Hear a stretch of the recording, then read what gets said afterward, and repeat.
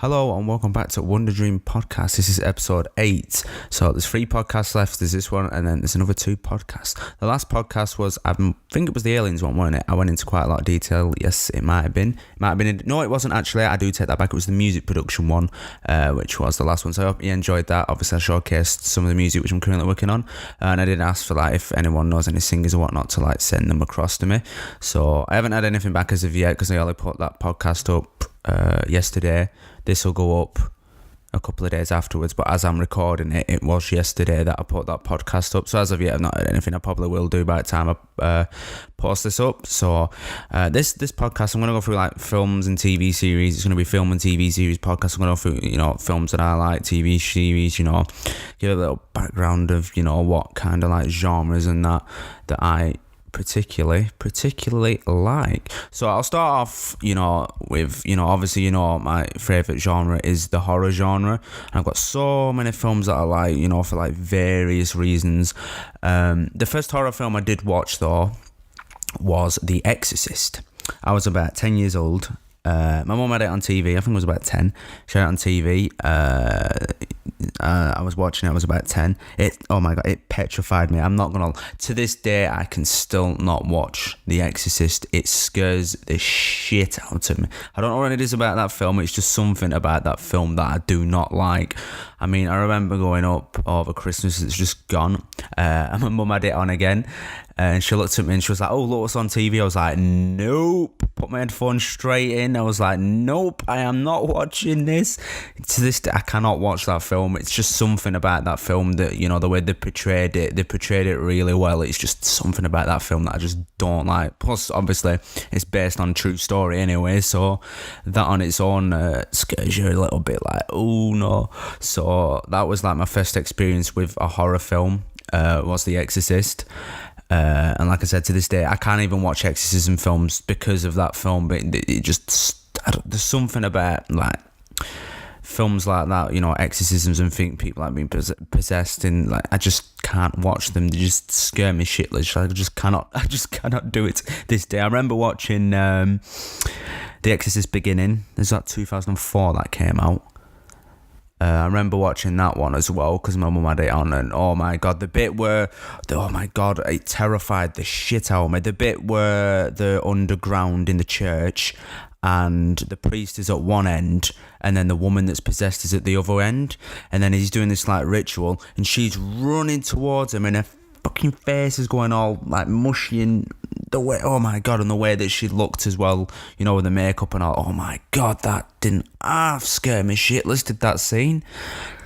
To this day, that is probably one of the scariest scenes. Obviously for some people they probably just find it funny, but obviously I was young when I watched them anyway, so certain films do scare people and some other people find it funny, that's not scary. I'm telling you, The Exorcist and The Exorcist The Beginning, oh my god, those 2 films are the worst films ever. I mean, I'd never watch them again because of all that.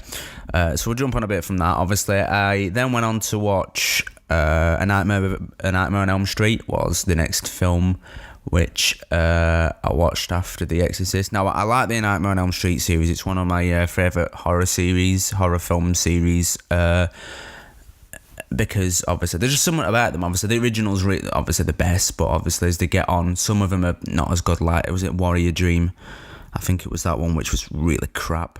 And then when they rebooted, the reboot is absolute trash. The reboot that they did in 2010 was absolute trash. But like I said, A Nightmare on Elm Street's one of my favourite series, film series. That was the second horror thing which I watched after The Exorcist and The Exorcist Beginning.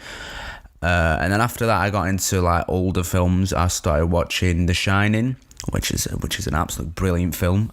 Psycho, which is another brilliant film, which I did start watching, and then I got into other older films Texas Chainsaw Massacre, The Descent. Well, The Descent's not old, but it's I think that's from about 2005, and then I got into the Evil Dead series pretty early on. They're one of my favourite films, those, especially the original. I laugh at it. I find the original The Evil Dead a comedy.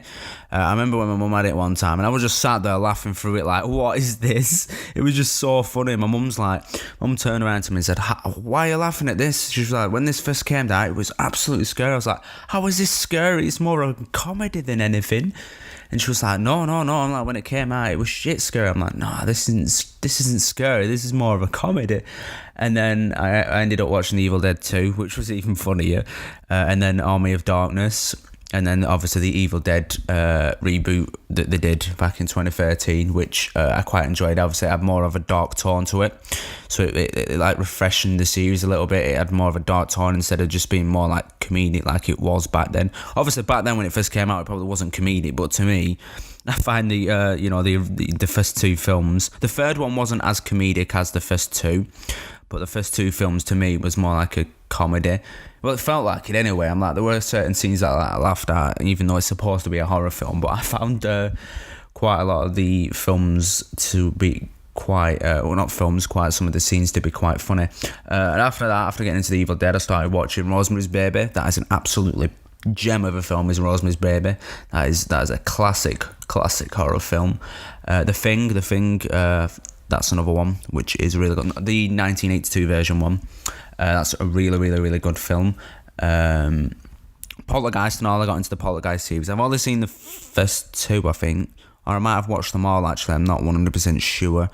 But yeah, the Poltergeist films are really good. I remember there was a scene in, I can't remember, was it the first one or was it the second one? There was a scene where, it might have been the second one actually, which did scare me a little bit. I think it was the second one. I can't remember what the scene was now. But there was a really creepy scene. I think it was the second one. But it was really creepy. And then after that, getting into Poltergeist after that, and then I started watching Friday the 13th. I've seen all of the Friday the 13th films. I mean, most of them are just so bad. I mean, the first three are good. And then we've got like Jason Takes Manhattan, the final Friday the 13th, the final chapter, and then you've got what was that other one? Blood something. They were just they were trash. I'm not gonna lie. I think they like gave up on the series at that point. Like, yeah, they just tried trying out different things, but it just wasn't working. And then they did Jason X. Oh my days! What was that film? Jason X was, oh my god! It was Jason in space.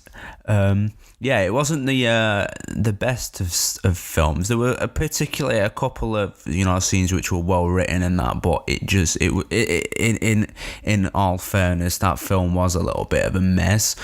I mean, I did enjoy it, but it's not something that I'd go back and rewatch again. I've watched it. I think I watched it twice. I had to watch it a second time to get it because I was like, well, this makes no sense because how's it like tying in with the other films? So I did watch it twice, but it's not a film that I keep going back to watch. I mean, I only watched it because obviously it was part of the Friday the 13th series, but yeah, like I said, it's not a film that I would particularly go back to watch. The other films series that I like are the Halloween series. Obviously the first two are probably the best ones. I mean, a lot of people are probably like tying me down for this, but the third film, which is Season of the Witch, I quite enjoyed that. I'm not gonna lie, a film that didn't have Jason in it. Not Jason, Michael Myers. I'm getting the Friday the 13th and Halloween mixed up there. Obviously Season of the Witch didn't have Michael Myers in, so it was like something different and something fresh. Originally, they weren't supposed to have Michael Myers in all the films. They were supposed to have it as like an anthology where each film would be different. But after the reception of Season of the Witch, they decided to bring back Michael Myers for the fourth one, which was it Curse of Michael Myers, the fourth one, I think. But I quite enjoyed Season of the Witch. Obviously, it was something fresh. Obviously the first two had Michael Myers in it, and obviously we had something different and fresh. But a lot of fans and that didn't like it. Like, yeah, where's Michael Myers? Where is he? Obviously, like it was something fresh. It was new. It was a different idea. And obviously, because it didn't go well down, it didn't go down well. They decided to scrap it in the end. Which, I would have liked them to maybe like carried it on, because obviously he had ideas. Was it James Carpenter that had like different ideas for it?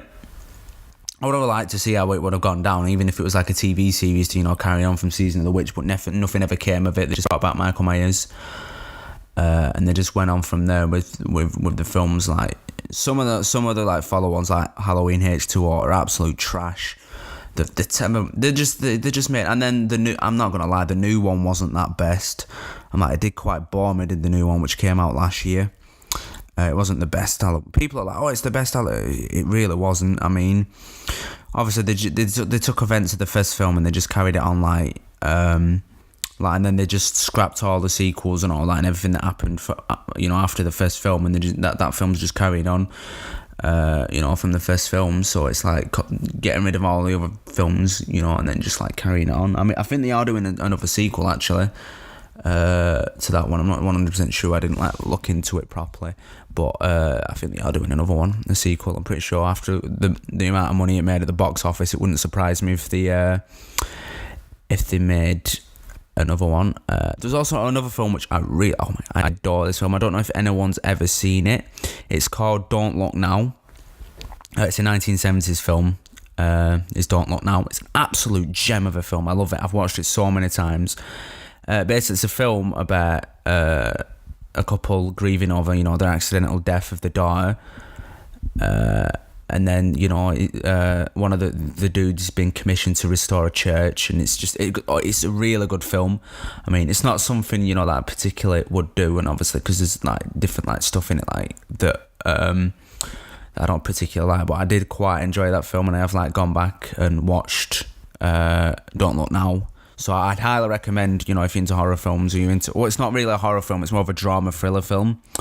But, you know, if you're into like drama thriller films, I'd highly recommend watching Don't Look Now, because it is an absolute gem of a film if you're into like thriller films.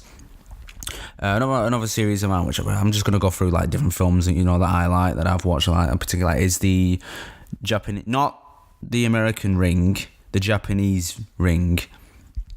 Series. The Japanese ones are the best. The American ones weren't that great, but the actual 90s Ring, you know, the actual original stuff, which, you know, was then made into an American adaptation, the original Japanese ones are absolute gems. They did follow them on. I think there's been about 6 or 7 films now. They did one where, was it The Ring? Yeah, The Ring versus The Grudge. They did it. That was a really good film. That came out a couple of years ago, where The Ring took on The Grudge, a Japanese film. But that was a really good film. I did actually quite enjoy that. You know, there are a couple like international films and Japanese films and that which I do actually quite enjoy, even though I don't understand the language, like. But you know, there are some really, really good like Japanese films that are out there. And Japanese do horror films really, really well. Some of them are better than what American adaptations, you know, and American horror films are. You know, some of the horror films Japan do are really, really good. You know, I've watched quite a few. You know, obviously you got The Ring, you got The Grudge. Is it Ichigo Man? I can't remember. There was like an Ichigo Man. I think it was called Ichigo Man. I'm not 100% sure on that one. I think it was called like Itch or something. But like I said, the Grudge, you know, the Grudge 2. Well, it's not called the Grudge. It was called Ju-On, was the Japanese version. It was still The Grudge, but it was called Ju-On. Another Japanese film which was absolutely brilliant was One Missed Call. It was made into an adaptation in America. I mean, the American version wasn't as good as the Japanese version, but the American adaptation of One Missed Call was really, really good, and I enjoyed both of them, but I preferred the Japanese one better, obviously, because it's the original, and obviously, but the American adaptation wasn't too bad. I did quite enjoy it. There was another couple of Japanese films which I really, really adore, which I've watched quite a lot. One of them's called Reincarnation. It centers around an actress who won a role in a film, and it's really creepy. It is really creepy. It's like a mystery horror. It's really creepy. So if you like creepy horror stuff, I'd recommend going and watching that Japanese film Reincarnation, because it's really, really, really, really creepy. But if you're into like science fiction thriller films, and you like Japanese films, you know, if you like, you know, going down that route, there's a film called Pulse. Well, it's called Cairo, but Pulse, because it was released in America, but it's Japanese, but it was called Pulse, but it's originally called Cairo. That's a really weird film. It basically it centers around a college student who, he commits suicide, and a number of young adults that are living in Tokyo, witness terrifying visions transferred across the internet, and then more people keep disappearing, and these like spirits. It's really weird, but it's a really good film. I had to watch it a couple of times to understand, what was going on. But it's a really, really, really good film. If you're into like, there's another one which, oh my god, this is a 70s Japanese film. I absolutely adore this film. This is like the best film ever that I've ever watched. I don't know why. It's just the way it is. It's called House. It's a Japanese film. It's called House. It's a 70s film. It's called House, and oh my god, I absolutely love it. I've watched it so many times. Basically, the film's about a woman avoiding spending time with her father and his creepy new lover, and it resolves to her visiting her auntie's remote mansion with 6 of her friends. And then they start like getting killed. Oh, it's so good. I highly recommend if you're into horror. Well, it's more of a fantasy cult film, but there are horror elements to it. But House is an absolutely brilliant film.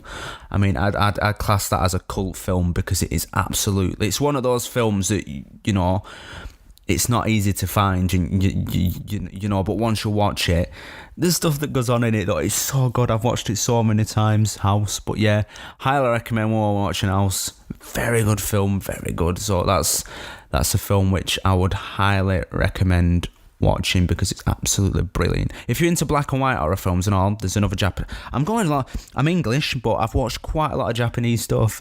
It's because, like I said, Japan do really good horror films. They really do. They come out with some really creepy stuff. There's another film. This is a late 60s film. It was called Kuroneku, or Yabu no Naku no Kuroneku. It's called, Yabu no Naku no Kuroneku. That's it. This is another brilliant film. It's filmed in black and white. It's like a fantasy horror film. It's really good. I really, really enjoyed this. It's basically a ghost story based on a folk tale in Japan. Basically, it's like a group of samurai mercenaries led by these people that storm the House of Yorn, and then some scenes of it are really dodgy because there's a rape scene in it which is I think it did get banned in quite a lot of countries when it first came out. I don't know if it did actually get banned in Japan, but it is a good film. But there's just that one scene which is I have to like skip it because it's really dodgy. It's really disturbing the way they've done it. Usually because I have watched it a couple of times, usually when that scene comes on I have to like skip it because it's not the best adaptation. But it's a good film overall. It is a good film. I wouldn't say it's a cult like the rest of them, but it is a good film. So that's another film which I would highly recommend. There's also another film. This one's really, really weird. It's not the best of like Japan horror films which I have seen. It's called Uzumaki. It's an early 2000s film. It might actually came out in 2000. Actually, I'm not 100% sure. It's called Uzumaki. It's basically about 2 Japanese friends in a small town who notice that one of the fathers has become obsessed with snails. He videotapes them in his garden and gathers items that resemble, the spiral patterns on the shells. And then it like spirals out of control. Dresses them up in like these like weird costumes and that, and then she's trying to like escape Tokyo and get away from it all, but she's determined to stay and figure out what's going on. It's really weird. It's something you'd think that like Tim Burton had come out with. If you ever watched his old stuff before he came like big and famous, like if you've watched his old like sketches and his old like animated stuff that he did before, he did like edits, his early beginning stuff. If you've ever watched the Hansel and Gretel short that he did, it's like that. It's something you'd think Tim Burton had come out with Uzumaki. It's one of those weird films that he does like not plagiary, just like messes with your head. If you're into like creepy like mask like films, I know people like films that are like similar to that. Well, there's a film. It's really really old. This film, but I like I said, I prefer older films to newer films nowadays because they're just cult classics and they're just really good. There was a Japanese film. It's called A Page of Madness, or in Japanese, it's Kuruta Ippeji. I think that's how you pronounce it. A Page of Madness. It came out in the late 1920s. It's based in Japan, and a man he basically takes a job as a janitor at a mental asylum in order to be near his wife. Although his wife is suffering from like mental anguish, this dude is called Masao Inu. He believes that he can rescue her, and then he like breaks her out one night out of the asylum, but then it backfires, and she panics. And then after she returns to her room, he plans to take her out again, but then he starts like attacking people, and then it's really weird. But like I said, that's obviously another black and white film, because obviously it was the 1920s, we didn't have colour back then. But that's a film which is really weird. I don't know if they ever did I don't think they did a American adaptation to that. I don't think you'll be able to pull that off as an American, especially with how old it is. It's really, really, really good though. I mean, I've searched the web for all these different films, and then I'll watch them, and it's this is actually a good film. And then just because from there, it's some of them are just really good. I don't know why. It's like Japan know what they're doing when it comes to horror films. It's like Japan know what they're doing. They don't mess around with Japan. They know exactly what they're doing. I mean, there's a couple of scary ones and all.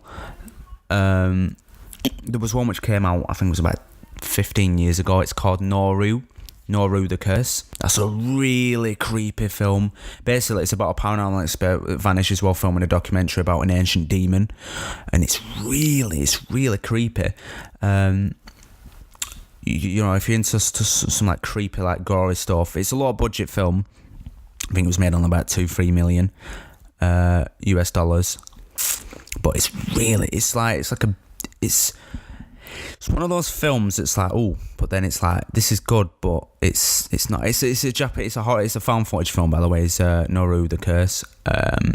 So if you're into found footage films or whatnot, you're into these demon supernatural kind of found footage films, then I'd highly recommend watching Noru the Curse, because it's a really really good Japanese cult found footage film. Or if you if you're into really scary stuff, there is another one which is really scary, which I quite enjoy. It's not scary, it's another found footage ish. It's not filmed all found footage. It's called Mebito or Merbito or Mebeto. I can't remember. Marebito or Merbito, I think it's pronounced. That's basically about a cameraman, who is obsessed with fear, and he brings a blood drinking woman back from the netherworld of Tokyo. It's really odd, but it's really good. I think they did do a sequel to it actually. I'm not 100% sure, but it's not good. I mean, it's not more of a horror film, it's more of a drama fantasy. I don't know why I did say it was a horror film, but it has its scary moments. But it does have that film which I meant about I did say about The Grudge versus The Ring. It's called Sadako versus Kayako. I think that's it. Or is it Sadako versus Kayako? That's it, yeah. Sadako versus Kayako. That's The Ring versus The Grudge. Really, really good film. I mean, it was when it came out a couple of years ago, but it's a really good film.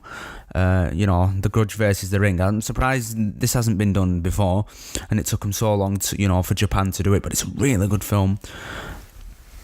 But it's the way it's done and all. You've got the boy in there, the cat boy's in it, obviously because of The Grudge, and then you've got The Ring in a way. Oh, it's so good. So good film. If you've watched The Ring and The Grudge and you haven't seen that film, Sadako versus Kayako, I'd highly recommend it, because it is really, really, really good film. They also did There was a couple of years before that, there was another Grudge film which was called Ju-On, The Beginning of the End. That came out like a year or two before that Grudge versus The Ring Japan film, which basically I don't know if it's the 10th installment in the Grudge series. I can't remember, does it actually, I think it ends the series. I have watched all 10 Ju-On films because I really do like that series. I think it does like end the series. I can't remember. It's been a while since I've watched it. Like I said, I don't like watch all of the films that like go on all at the time. I just like get back to it, and it's like, oh, this is good, and then oh, well, that's good. But yeah, like I said, I'll jump onto some more classics. I've ranted on about Japanese horror films and that now. Let's jump back into some like English films. Obviously, I'm a massive fan of the Saw films. Always have been. I don't know. It's the gore, and the just something about the Saw films which I love. I think everyone really likes the Saw films. I think they are doing a sequel to Jigsaw, which came out, was it 2 years ago? 2017 did it come out? I think they are doing a sequel to it. But yeah, like I said, the Saw. I love gory films like that. I adore gory films that you've got it there, and they're getting their arms ripped off, and just something about them films that it sounds really bad, oh yes, I love this. They call it torture porn. I think they could torture porn films. I think they call it. I don't know how, but yeah, I really adore the Saw films. I always have since the first one came out in 2004. So it's actually 15th anniversary this year, innit, of the first film. So I'm 100% sure they are actually releasing a sequel to Jigsaw, which came out 2 years ago. I haven't read anything up about it at the current moment, but apparently they've Lionsgate reported that they begin discussions to a 9th film. But nothing's been official as of yet. But with the amount of money that Jigsaw made, it made like 10 times its budget. So they'd be a bit stupid not to capitalise on that with the studio to bring him in some more, bring him in some more money. Apparently, they're actively developing a sequel when it comes out. We don't know. I doubt it'll be out this year because they haven't even started filming yet. As if they are doing one. But I think they did announce like April last year, so it's been a year since they announced it. They've not been filming it yet, so I'm presuming if they do release it, it'll probably be next summer. Not next summer, next Halloween, like next October.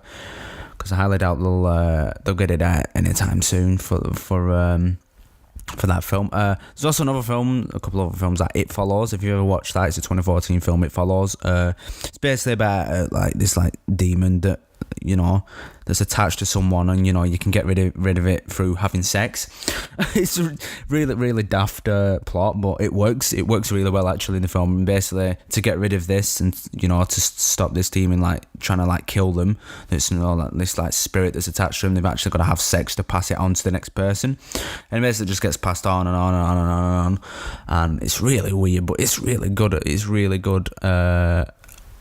At the same time, it's like, oh, I'll take this and then I'll take that, and then it just goes from there. Train to Busan, that's a Japanese film. I'll just mention one more. Train to Busan is an absolutely brilliant film that I would 100% recommend watching. It's not a horror film, obviously, but Train to Busan is a really good film, so that I would highly recommend going watching. Obviously, I've already mentioned the Evil Dead series. That's one of my favourite series for many, many reasons. The Paranormal Activity series now, I did enjoy them. The first couple of them, but it just getting daft as the Paranormal Activity series went on. It just getting dafter and dafter. Obviously, it's ended now with the last film, which didn't really do too well at the box office, which was Ghost Dimension. That just made no sense. They were bringing time travel into it, and then they were bringing other things into it. It's like, hold the hell up a minute, man. This just makes no sense. I think they just gave up in the end. They were just like, all right, we'll just chuck this together, I think they just kept on carrying it on because of the amount of money that it was making. I mean, the original made over 200 odd million off a $10,000 US budget. So, and then the other films made like 200 million or just under for the rest of them, but then it started like going down and down and down. I think that's why they ended it in it, because it wasn't making all that money back for the studio. So I think they should have ended it after like the third, fourth film. Actually, it shouldn't have gone on for like 7, 8 films. They should have ended it after like the third, fourth film. I mean, because they did the marked ones.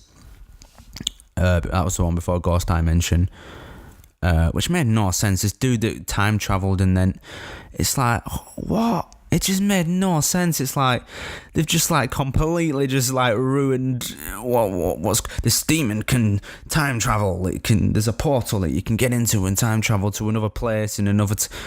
Oh my god! It's like, okay, right, yeah, I give up with this. So yeah, the first 3 paranormal, actually no, the first 4 paranormal activity films are the best. I reckon they should have ended it with the 4th one, which was that girl. Which was the young blonde girl with the 4th one, Paranormal Activity 4. I reckon they should have ended it there. But they didn't. They did another 2 or 3. After, I think it was another 3. I don't think there is 7. But yeah, it just went on and on. It's like, no, this makes no sense. They just get like jumbling the plot up and all like, why is this happening? Right, yeah. Another series of mine, which film series, is the Scream franchise.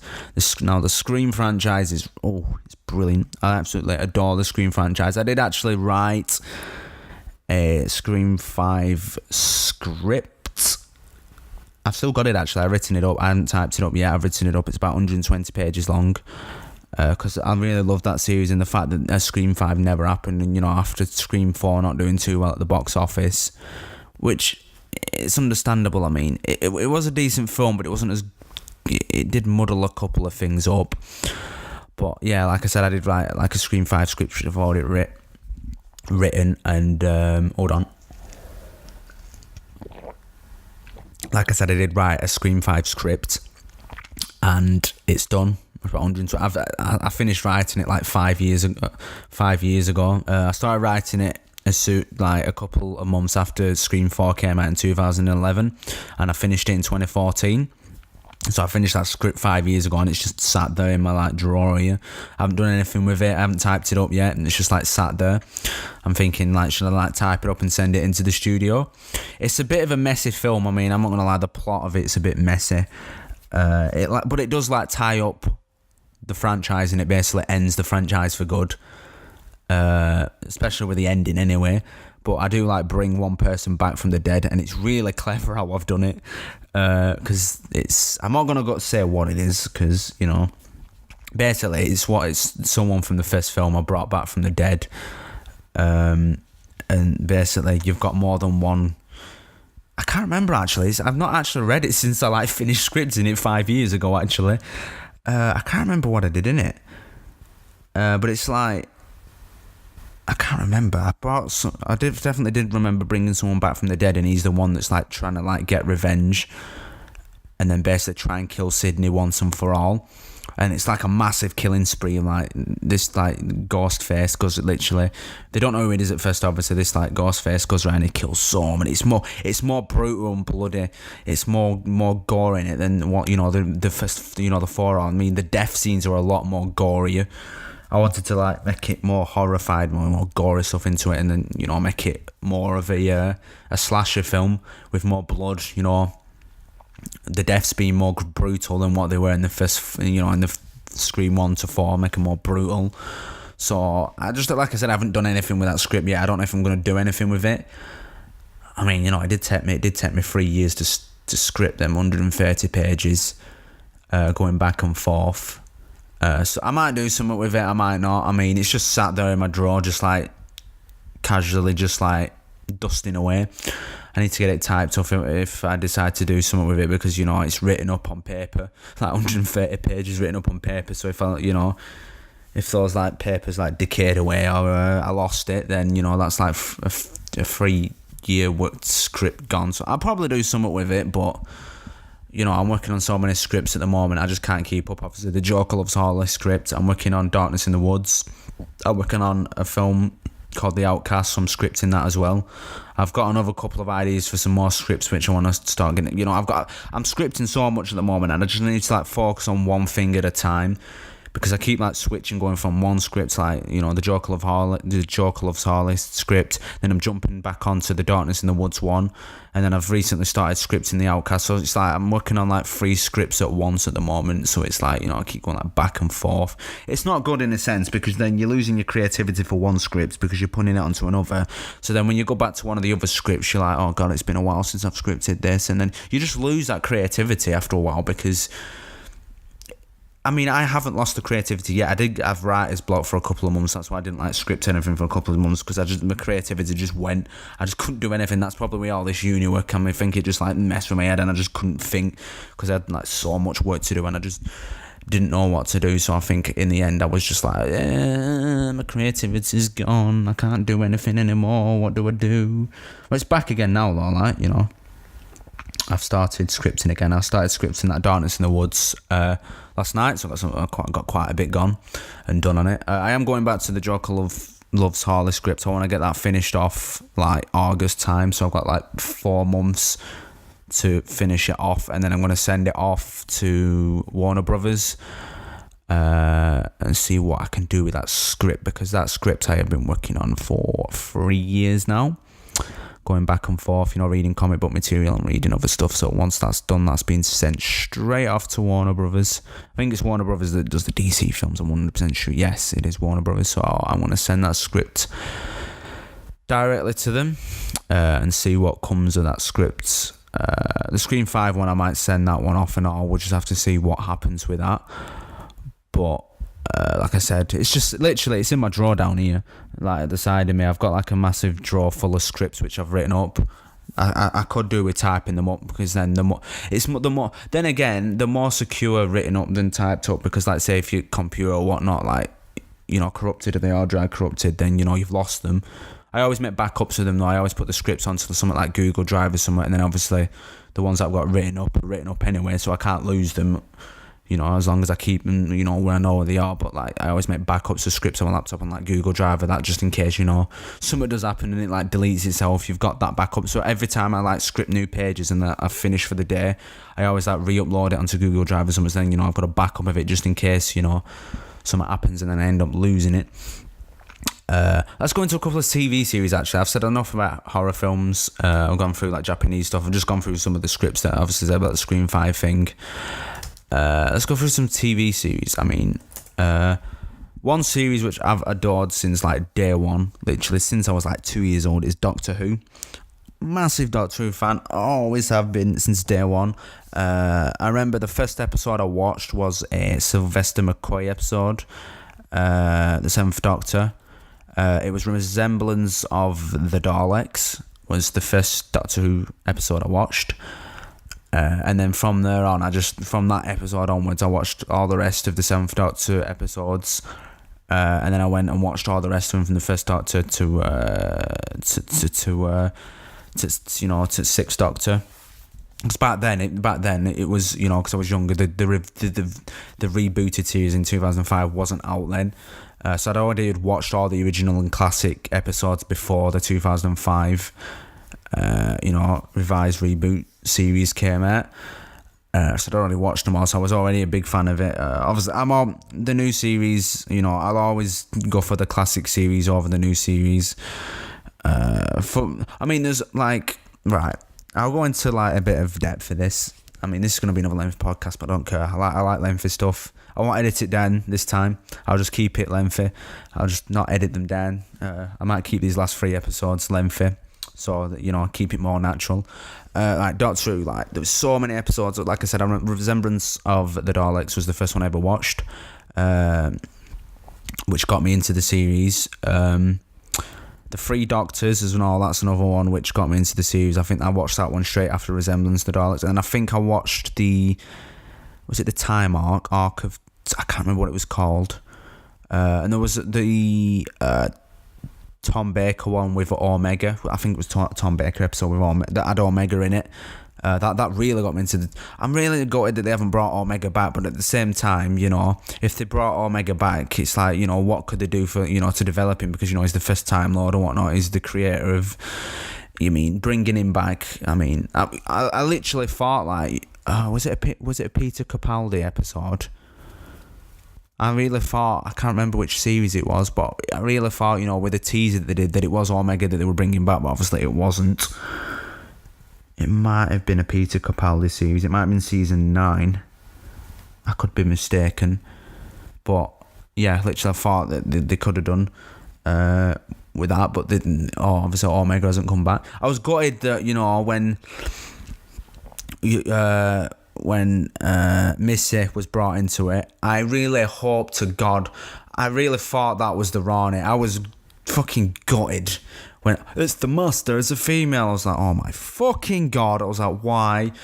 I was was really like hoping that was actually, literally the way that Michelle Gomez portrayed that, you know, Missy, if you look back at the Rani in the classic series, you'd think that is the Rani with the way that Michelle Gomez has portrayed it. You wouldn't think that's the Master. You'd actually think that is the Rani, and the way that she dressed as well is how the Rani, and the same colours as the Rani. That's why I thought it was the Rani, and I was like, yes, finally they brought back the Rani. Yes, they can finally do something with it. Oh no, it's the Master. I was like, oh my God. I'm like, they just ruined an opportunity, and don't get me wrong, the Miss is a really good character, but it should have been the Rani in the end. It shouldn't have been the Master. It should have been the Rani.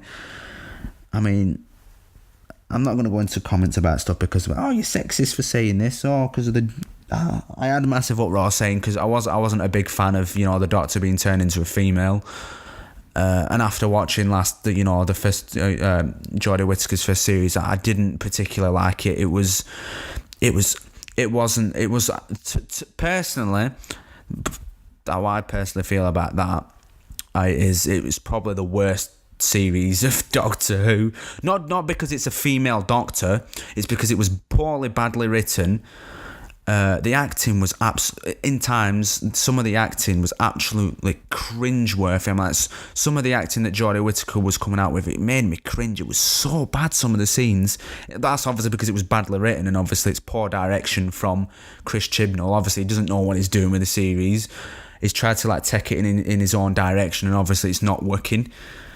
I mean, some fans like it, fair enough, you know. Some fans like it, some fans don't. But obviously, I haven't like gone into like a critical analysis into it, because I'll just get ripped into like, you're only saying this because it's a female Doctor. I just said it wasn't that. Literally, I did have like a lot of comments with a couple of mates about it. Like, they said the same. You know, they shouldn't have turned the Doctor into a female. I mean, I've got nothing against, like I said, with me saying that the series was one of the worst in Doctor Who history. Like I said, it's not because the Doctor's a female. It's because, like I said, it was badly written. The entire series was badly written. Really badly acted in some parts. Like I said, it was cringeworthy. It felt more like a CBBC spin-off series than actually Doctor Who. It was trash. I mean, if they're going to turn it around for next year's series, we'll just have to wait and see. But if it's as bad as that, I'm hoping that both Chris Chibnall and Jodie Whittaker step down and they just change the Doctor back to a freaking male, and to be honest with you, I kind of like this. A lot of people are probably going to like jump on me for this, but I kind of regret Stephen Moffat leaving. I mean, yeah, some of his episodes weren't good, but some of his episodes were really, really good and really well written. Like, if you look at Hellbent and the episode before that one with The Veil, the Peter Capaldi episode where he was just acted on his own, that episode was sensational. That is probably one of the best episodes of New Who, is that one where Peter Capaldi acted on his own. His acting in that was absolutely superb. I really regret, I really wish that Peter Capaldi stayed down for, an extra series, but I think the norm now is to do 3 seasons and then they jump the gun, so then they don't get, like, typecasted. But I really wish, we got, like, he would have stayed on for, like, a fourth, another season or 2, because, Peter Capaldi is probably one of my favourite Doctors of New Who. Everyone else will say it's David Tennant, but for me it was Peter Capaldi that was, one of the best Doctors of New Who currently. It probably got Peter Capaldi David Tennant, Matt Smith, Christopher Eccleston, and then Jodie Whittaker last. Not because she's a female, but because of how the series, badly. I'm going off how the series have been, how the current run has been, and at the moment, Jodie Whittaker's has been the worst. Like I said, not just because it's a female Doctor, but it's because the episodes have been poorly written. It's been executed badly. The acting's been bad. I mean, the only good thing about that season was Bradley Walsh. I mean, the rest of it was just really bad. Some of the scenes were so cringeworthy. I mean, what's he called? The black dude, Tosin Cole plays him. I can't remember what he's called now. But his acting was absolutely horrendous in parts. It was like, it's probably not his acting, it's probably because of how it's been written. It makes his acting obviously worse because of how it's been written. Hopefully they sort this out for, next year's season and, they write the episodes better. I'm presuming it should be better because, that we've got no Doctor Who this year, so with them taking a year out, they should be writing the episodes better. But like I said, because Chris Chibnall, he wanted to take it in his own direction, and obviously it just hasn't worked out. It's just, to me, it's kind of ruined Doctor Who's last year's season. It's kind of like just there was a couple of episodes which were decent. The Demons of Punjab and Kablam were the only two episodes which I would say were decent. The rest of them, I mean, Rosa was a really bad episode. People were saying Rosa was one of the best. For me, that was one of the worst. It's just how it was written. I mean, like I said, the other two episodes which were decent were Kablam and Demons of Punjab. They were the only two which I would say felt like Doctor Who episodes. The rest of them didn't. They felt like a Doctor Who spin-off.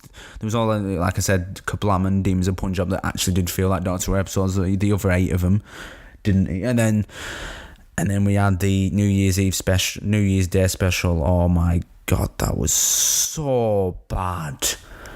I mean, fair enough, the design of the Dalek was only a one-off thing, obviously, because it was making from a scrapyard, but I think this is the problem that they've had with this series. They've only had one creature in it.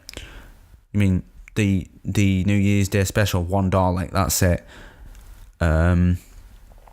Kablam had all those fucking robot things, so that had quite a lot. And then you had that episode. It was so bad. The episode, I can't remember what it was called. The one that looked like the little fucking creature thing looked like Stitch. That episode was like the worst Doctor Who episode ever.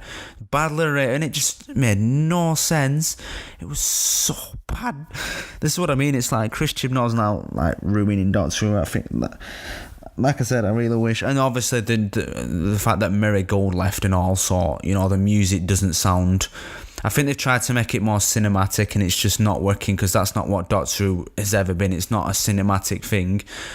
I mean, like I said, when Mary Gold left, I was a bit gutted because his music he brought out Doctor Who back to its old roots with with the music. I was a bit gutted when Mary Gold left. And now we've got this music, which it sounds too cinematic. It's not Doctor Who. It just doesn't sound like Doctor Who. It's been ruined. My show's been ruined. What have they done? BBC, sort it out. Sort it out. Like I said, I want one day I want to be showrunner for Doctor Who. Trust me, I'll fucking sort that mess out. I mean, because, like I said, it's just being ruined now, man. Chris Chibnall's just ruined it. I mean, I think he should, like I said, he should just step down after the series next year. I think both him and John, all of them should just like step down and just like completely just refresh it, like reboot it again. But try and keep to like the original roots of the classic series and bring a little bit of elements new into it. I think they need to reboot it again because. I mean, Capaldi's last series, which was the one before this one, season 10, that was a pretty decent series. It was well written, obviously. It was, the music was good anyway because of Mary Gold. Like I said, I kind of like regret like Stephen Moffat stepping down, but obviously he was in the role for, was it 7 years? He did season 7, 8, 9 and 10. 7. No, I started off with season 5, didn't he? Yeah, 5, 6, 7, 8, 9. So he did 6 seasons. Russell T Davies did 4. Well, I prefer Stephen Moffat's episodes over Russell T Davis's. People might be like, no, that's not right. That's not right. I mean, when it came back in 2005 with, Christopher Eccleston, it felt a bit weird because obviously I'd watched like the classic stuff and all that. I didn't like feel right at first, but then I got into it, properly when David Tennant came into it. And then it just started getting into those like Doctor Who roots again. But like I said, with I think Doctor Who's just been ruined now. I think the best thing for it is if this season next year is the same. I think they should just end it all together because it's just ruining the show. Like I said, it's not because it's now a female Doctor. It's just like it's badly written. Obviously, Chris Chibnall's trying to take it in his own direction, and it's not working. The ratings are showing that anyway. The ratings started off good, and then the ratings just plummeted. So that's showing that this whatever BBC's trying to do and whatever Chris Chibnall's envision of what he wants Doctor Who to be, it just isn't working. Like I said, I've been a fan since I was like 2 years old, and even I can say it's not working, and it's not gonna work.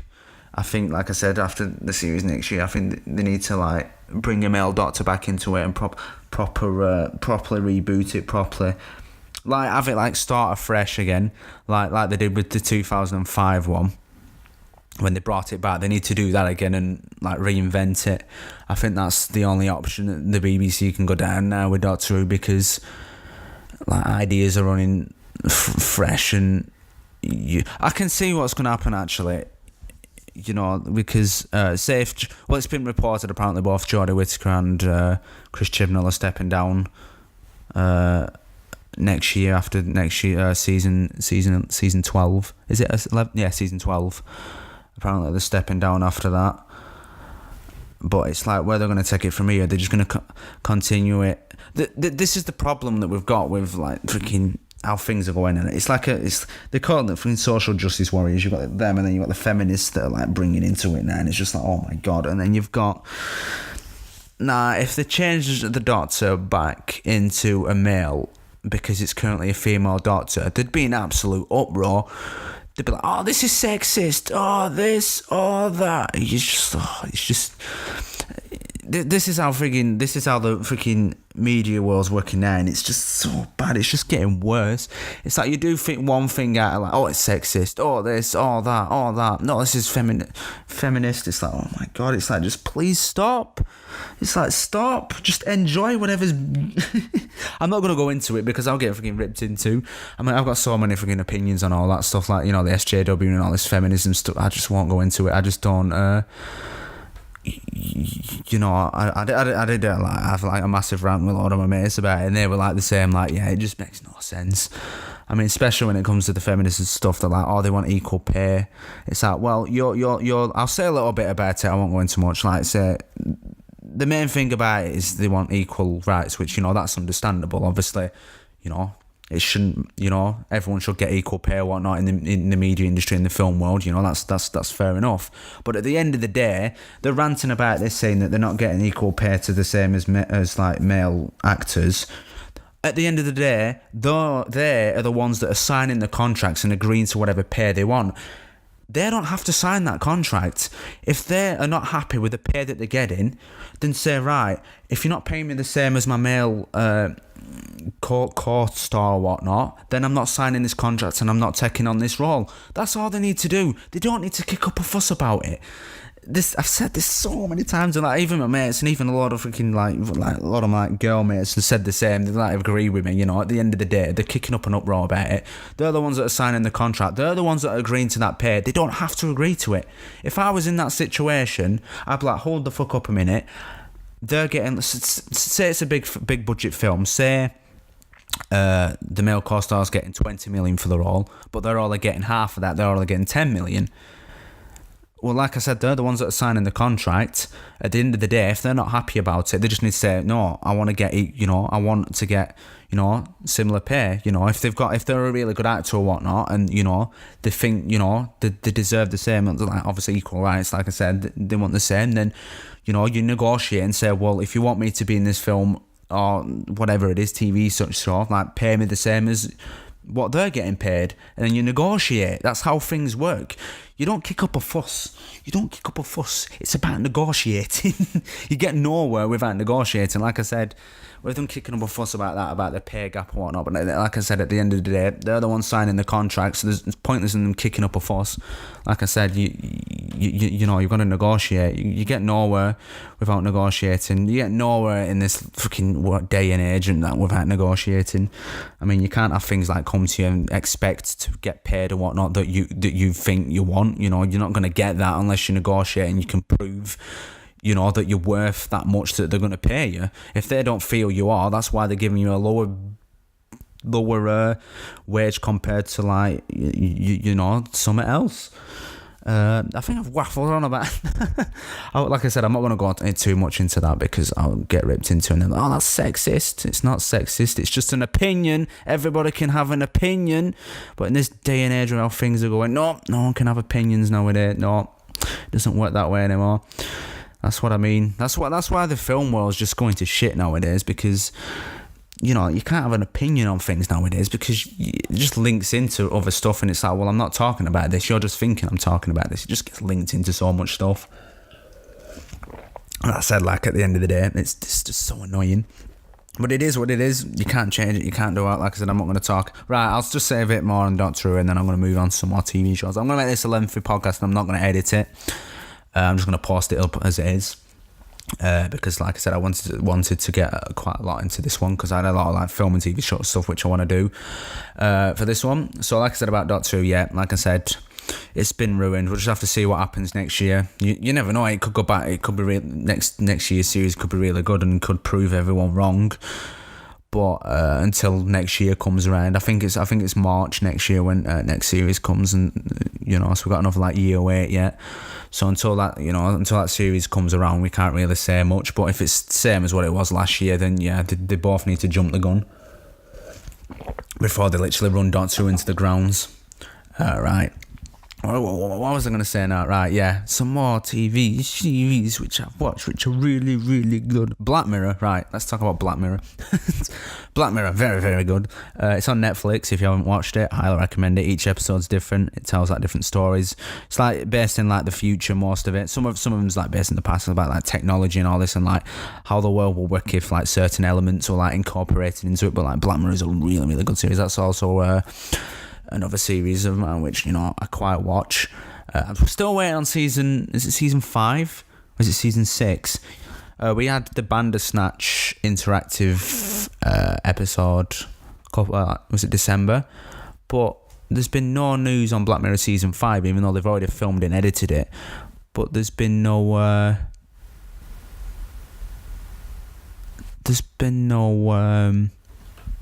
update on it. Netflix hasn't said, you know, when they're releasing Black Mirror season. We know it's coming, but we don't. Normally it drops at about December time, didn't it? But because the Bandersnatch film came December last year, and that's all we got from Black Mirror, it's probably going to be November, December time, back end of this year, that we'll probably get season 5, which is a bit gutting in a way because you usually get like 7-8 episodes, don't you? But instead we got that Bandersnatch film, interactive film instead. But obviously, like I said, we don't know what's happening. Netflix hasn't announced anything yet. There's been no trailer. There's been nothing said about it. They said that they've already filmed it. They've already said, you know, there's been some rumours that have been going around, but we don't actually know. They're pretty much keeping it a closely guarded secret. So they must be doing something big with it. And the fact that they've spent more time, like an extra year more than what they have on, they've worked on it for 2 years instead of 1 year, which makes me think we're getting longer episodes or we're getting more episodes or they're doing something big. That's why we're having to wait for it. They've obviously gone above and beyond, and Netflix have given it a bigger budget. So that's why it's taking longer, which is good in a way. It means that, you know, we're going to get really good episodes. You know, I'm not bothered about waiting for like certain stuff, because you wait that little bit extra, you know, you're going to get better quality stuff. I mean, if you just rush it, then, you know, the stuff ain't going to be good. That's obviously what happened with Doctor Who last year. You could tell some of that was rushed, you know, even though it took me a year and a half to fucking film it, you know, and it was only 10 episodes that were like 45 minutes each. It was a bit stupid, like, but you know, that's how it is with that. But Some other TV series. Lucifer. Yes, Lucifer's back next month. Was it? It's on Netflix. The next season. Lucifer's an absolute brilliant. I absolutely love Lucifer. That's back on Netflix next month. It's a couple of weeks actually. It'll be released in a couple of weeks. So you need to check that out. I think the other seasons are on Netflix now. I'm not 100% sure. I think the first 3 seasons of Lucifer are now on Netflix. Don't hold me to that. I'm not 100% sure if they actually are on Netflix. They might not be. They might be. They might not be. We'll just have to wait and see. Gotham and all. Gotham's ending. One last. I'm just gonna chill down, so then I can just relax a little bit. Like I said, I'm not gonna edit this down. I'm just gonna post it up as it is, so I don't have to faff around with editing it. Because I wanted to get quite a lot in this podcast one done. Because I want to make the last 3 worth listening to. Put some stuff out there. So yeah, like I said, Gotham is ending. Next Thursday's episode's the last one. Obviously, we've got the 10-year time gap jump. So we're going to see Batman. Obviously, you've got Jeremiah now as the Joker. I'm presuming so. With it taking a 10-year jump gap. I don't know if we're going to see Harley Quinn. I mean, I don't think Echo is Harley Quinn. I mean, it's like the prototype Harley Quinn. I don't think that is actually Harley Quinn. We're also going to see a younger Batgirl, because if it's jumping 10 years in the future, Batgirl will be 10. So we'll get to see a younger Batgirl. Obviously, that's what the kid was that Barbara and James had in the last couple of episodes. Where she got pregnant. That's Batgirl. I think it will be. Yeah, because they do it. Yeah, that will be Batgirl. But I mean, some of the plots that they had in the last couple of episodes were a bit. They were introduced too soon. Ra's al Ghul's daughter shouldn't have been brought into it that early. From what I can remember from comic material and other stuff, I think she was actually brought into it a bit too early. Or was it Rich? I'm thinking of The Dark Knight Rises here, I think. I could be getting mixed up with a couple of stuff here, actually. I don't think that... No, it was. Ra's al Ghul's daughter was in The Batman Rises with Bane in it, wasn't she? I can't remember now. I'm 100% she was. So if that's so, then she was obviously brought into it 10 years too early. I can't remember without actually looking through comic book material and that properly on on Ra's al Ghul and his daughter. I can't really comment on that. Like I said, I haven't read. Like I said, the comic books which I've been reading are all Joker, Harley Quinn, and the Batman series stuff where Batman goes crazy, and it's all the ones which I'm using, to get inspiration for that Joker Loves Harley script. They're the other stuff which I am currently reading at the moment, so I haven't gone back and forth into them and said oh, this will happen. Oh no, this will happen too. Yes. So yeah, Gotham, that's ending. Going another series which I highly recommend if you're into fantasy post-apocalyptic TV series is The 100. That came back the other week. I'm a bit optimistic about the new season. I mean, they've been stuck on this. Well, if you've watched it, you'll know what I'm talking about. I don't want to spoil it for people that haven't watched the first 2 episodes of the new season yet. But obviously, I'm a bit optimistic about this season. I mean, obviously, you know what happened at the end of the last season if you've watched it. Obviously, they woke up 100 odd years in the future, and then they were at this planet. Well, this planet's really weird and how it's been portrayed. I won't say much because I know some people probably haven't watched, the first 2 episodes yet. But I'm a bit optimistic about it. I mean, compared to other series, it's we'll just have to see how it pans out. I mean, I think it's the final season actually. I'm not 100% sure. I'm not sure. It might be the last one. So if it is the last one, it'll be interesting how they're going to end it. I'm hoping it's not. I hoping they do a season 7. But we'll just have to see, how the ratings and that go on the channel, because it could backfire. 100. I've enjoyed that since it first came out about 5 years ago. I mean, that's another show of mine which I really enjoy watching, and I'll be gutted when that's gone. All my TV shows that I have gone. They've gone. Some of them have only lasted 1 season. We had Blood Drive, which was a sci-fi series. That was absolutely brilliant. How that didn't get a season 2 on Sci-Fi, Blood Drive, I have no idea. That was like one of the best TV shows I'd watched in years, and it just never got a season 2. Sci-Fi just cancelled it after one season. I was like, oh no, I want more of this. It was like I can't explain it. It was like it's a post-apocalyptic like TV series, but then it was based upon like different like cultures, and it was really gory, and it was really good. I was so gutted that that it got cancelled. I'm like, Netflix should have picked that up.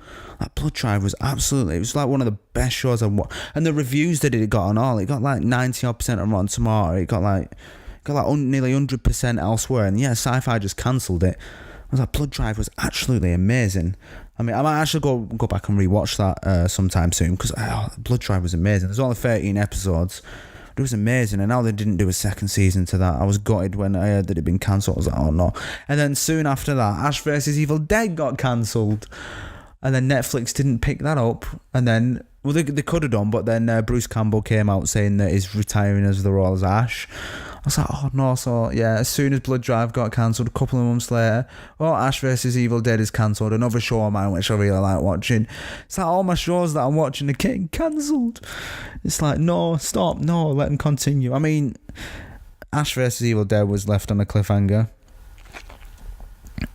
Blood Drive wasn't all, actually, from what I can recall. Actually, no, I don't think Blood Drive was left on a cliffhanger-ish.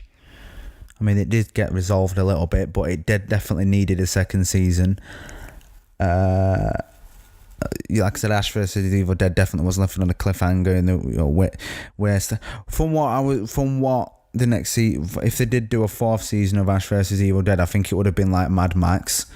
By how it looked, it probably would have gone down the route of like a post-apocalyptic, like sanded wasteland, like Mad Max, and then you'd have all the like, the demons and that coming out, and then Necronomicon, and you'd have like a massive like. I would have liked to see how that would have panned out actually, but obviously we're not getting it now because it's been cancelled and no other networks picked it up. They could have done, but with Bruce Campbell saying he's retired as the role, they're not doing anything with it now, so I don't know whether they're going to take the Evil Dead series now. I mean, they could continue it on with Jane Levy as Mia. They could do another Evil Dead TV series and have Mia return, and like carry it on from there. They could do a sequel to the Evil Dead film back from 2013, and do a sequel to that, and carry that on. I mean, I don't know what they're going to do now. I mean, now that Ash vs Evil Dead's, I mean, I'd like something to be done, to carry on the Evil Dead series, but like I said, we've not much confirmation, and with Ash vs Evil Dead being cancelled last year,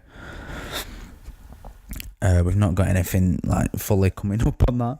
There was, like I said, there's just so much stuff that got cancelled, and it's just like all my shows are getting cancelled. And like I said, it's not just like I said, I'm not gonna edit this one down, so you probably might hear me like moving about. I'm just gonna like pause. I don't know how long I've been talking for now. It's probably been a while, or just over an hour and 10 minutes. It's probably going to be like a 2-hour podcast, this one ish. We'll just see, because there's a couple of things that I'm going to link in, because I said it was going to be like a one of those podcasts. I mean, the other podcasts which I've done, I've cut so much out of it, and I just don't have time to sit and just cut them all down now, so I'm just going to do them as raw for these last 3 episodes. So I'm just going to cut them, I'm just going to like whack them onto Premiere Pro, put that image over the top, and then just export it and then upload them, so then I'm not faffing around with time that I don't have now to edit them down, because I'm having to record a couple of those horror ones, so and them I have to edit, so I need to focus on that. And obviously I've only got like a week to do it now, if that, because I'm going back home next Saturday, and I've got things going on Wednesday and Thursday, and then I've got something going on Friday, so I've only got really like today, Monday and Tuesday. So I need to focus on Monday and Tuesday on the horror stuff and record all those podcasts, so I can't really be faffing around with all that now, with editing these down as well. I just don't have the time. I wish I did, but I've got other like uni work which I need to get on with, and I've got other projects which I need to do, and obviously I've already got other plans. I mean, I've spent so much time on this anyway, so I just, with it all being due in less than 2 weeks, I need to, it's like the business plan I need to finish off. I've got like a revised statement of intent which I need to do. I need to finish off the dossier research. Obviously I need to do those horror things, so they're more important now than actually editing these normal ones down. for this next like week. Well, not even a week. Like I said, it's Sunday now. Going home next Saturday. Like I said, I've got plans. I've got plans on Wednesday, most of Wednesday, probably Thursday as well. And then, if anything pops up on Friday, the day before I go home on a Saturday, that's I said, it only gives me like tomorrow and Tuesday to finish everything off. And then I can finish little bits off when I go back home, but I'm going down like Lake District and that, and I've got something like going on like down Blackpool and that. So I just don't have the time to be doing stuff. Well, let's jump back into into some more like TV, film stuff and that and all that. 'Cause like I said, I'm gonna keep these raw. These aren't gonna be edited down. I'm just going to keep them as good as possible. Literally, I'm going to be sat here for like another 4 hours after this because I've got another 2 podcasts which I'm going to record after I've done this one. So they'll be filmed back to back. They're not all going to be put up on the same day. They'll be released like a day or 2 apart. But I'm filming these last 3 podcasts all together. This is the first one, which is episode 8. Like I said, so I've got another 2 to film after I've come off there, so I could still be here at like 11 o'clock recording these, just depending on how long I do them and what topics I'm going to go on. So let's jump back into some more TV series, which I said, I'll analyse and say the reasons why I like them and, why you should watch them. Obviously, I'm trying to think now. I've gone through quite a lot. I've gone through Blood Drive, went through Doctor Who, went through Black Mirror, Ash vs Evil Dead... Trailer Park Boys. Yes. Yes, Trailer Park Boys. It's on Netflix. Highly recommend that if you're into Trailer Park Boys is like one of my all-time favourite TV shows. Trailer Park Boys is... yeah, you have to. It's a Canadian show. It's on Netflix. If you haven't watched it, there's 12 seasons. I'd highly recommend 12 seasons and also an animated series as well. And there's also 4 films and 3 spin-off shows. So altogether there's about 120 episodes plus the 4 films. But I'd highly recommend it. I mean, I've watched it from the beginning to the animated series, which was released last month, at least like 4 times, because it's an absolute brilliant show. It's like the best comedy show ever. So if you're into like comedy stuff and you haven't heard of Trailer Park Boys or haven't watched it, where have you been living under a rock these last 17 years? Because it has been on about 17 years, but it took a break for like 4 years, and then Netflix picked it back up again after that film, and then it's been on Netflix for the last 4 or 5 seasons. So yeah, like I said, if you're into comedy stuff, Trailer Park Boys is the way to go. Just binge watch it. I did. The first time I watched it, it was my mate actually that was watching it a couple of years ago actually. That I didn't know about it as well actually until like a couple of years ago. Maybe like 4 or 5 years ago when I first like caught up on it. And I watched it, and ever since watching it, I just can't stop watching it. I keep going back and forth and watching it because it's just such a good show. So if you're into like comedy stuff and that, then Trailer Park Boys is the one to go for. If you're on Netflix and you've got nothing to watch, and you want to watch something that's comedy, then go straight for Trailer Park Boys. There's like I said, there's the normal Trailer Park Boys series, which is 12 episodes. 12 seasons. There's 105 episodes during those 12 seasons. No, there'll be more actually, because there's 10. No, yeah, there's about 110 episodes during those 12 seasons, and then you've got the 10 specials, which was the animated series, the 10 episode animated one, and then you've got Trailer Park Boys Out of the Park, which was a spin-off, and there's 6 episodes. Then there was Trailer Park Boys USA, which was released the other year. That's the 6 episode spin-off thing where they like go around USA. There was also another one out of Europe. So there's the normal 12. Altogether there's probably about 16 seasons if you count the spin-offs that they did. Well, they're not spin-offs, they're just like carry on. They don't actually do it on the trailer park. They go out. The Europe one is they go all around the Europe. They go around like Germany, and they go to France, and they go to Italy, and it's banter. And then obviously you've got the 4 films as well. So you need to watch it in order, though. If you're going to watch the films with the TV show, you need to watch it in order.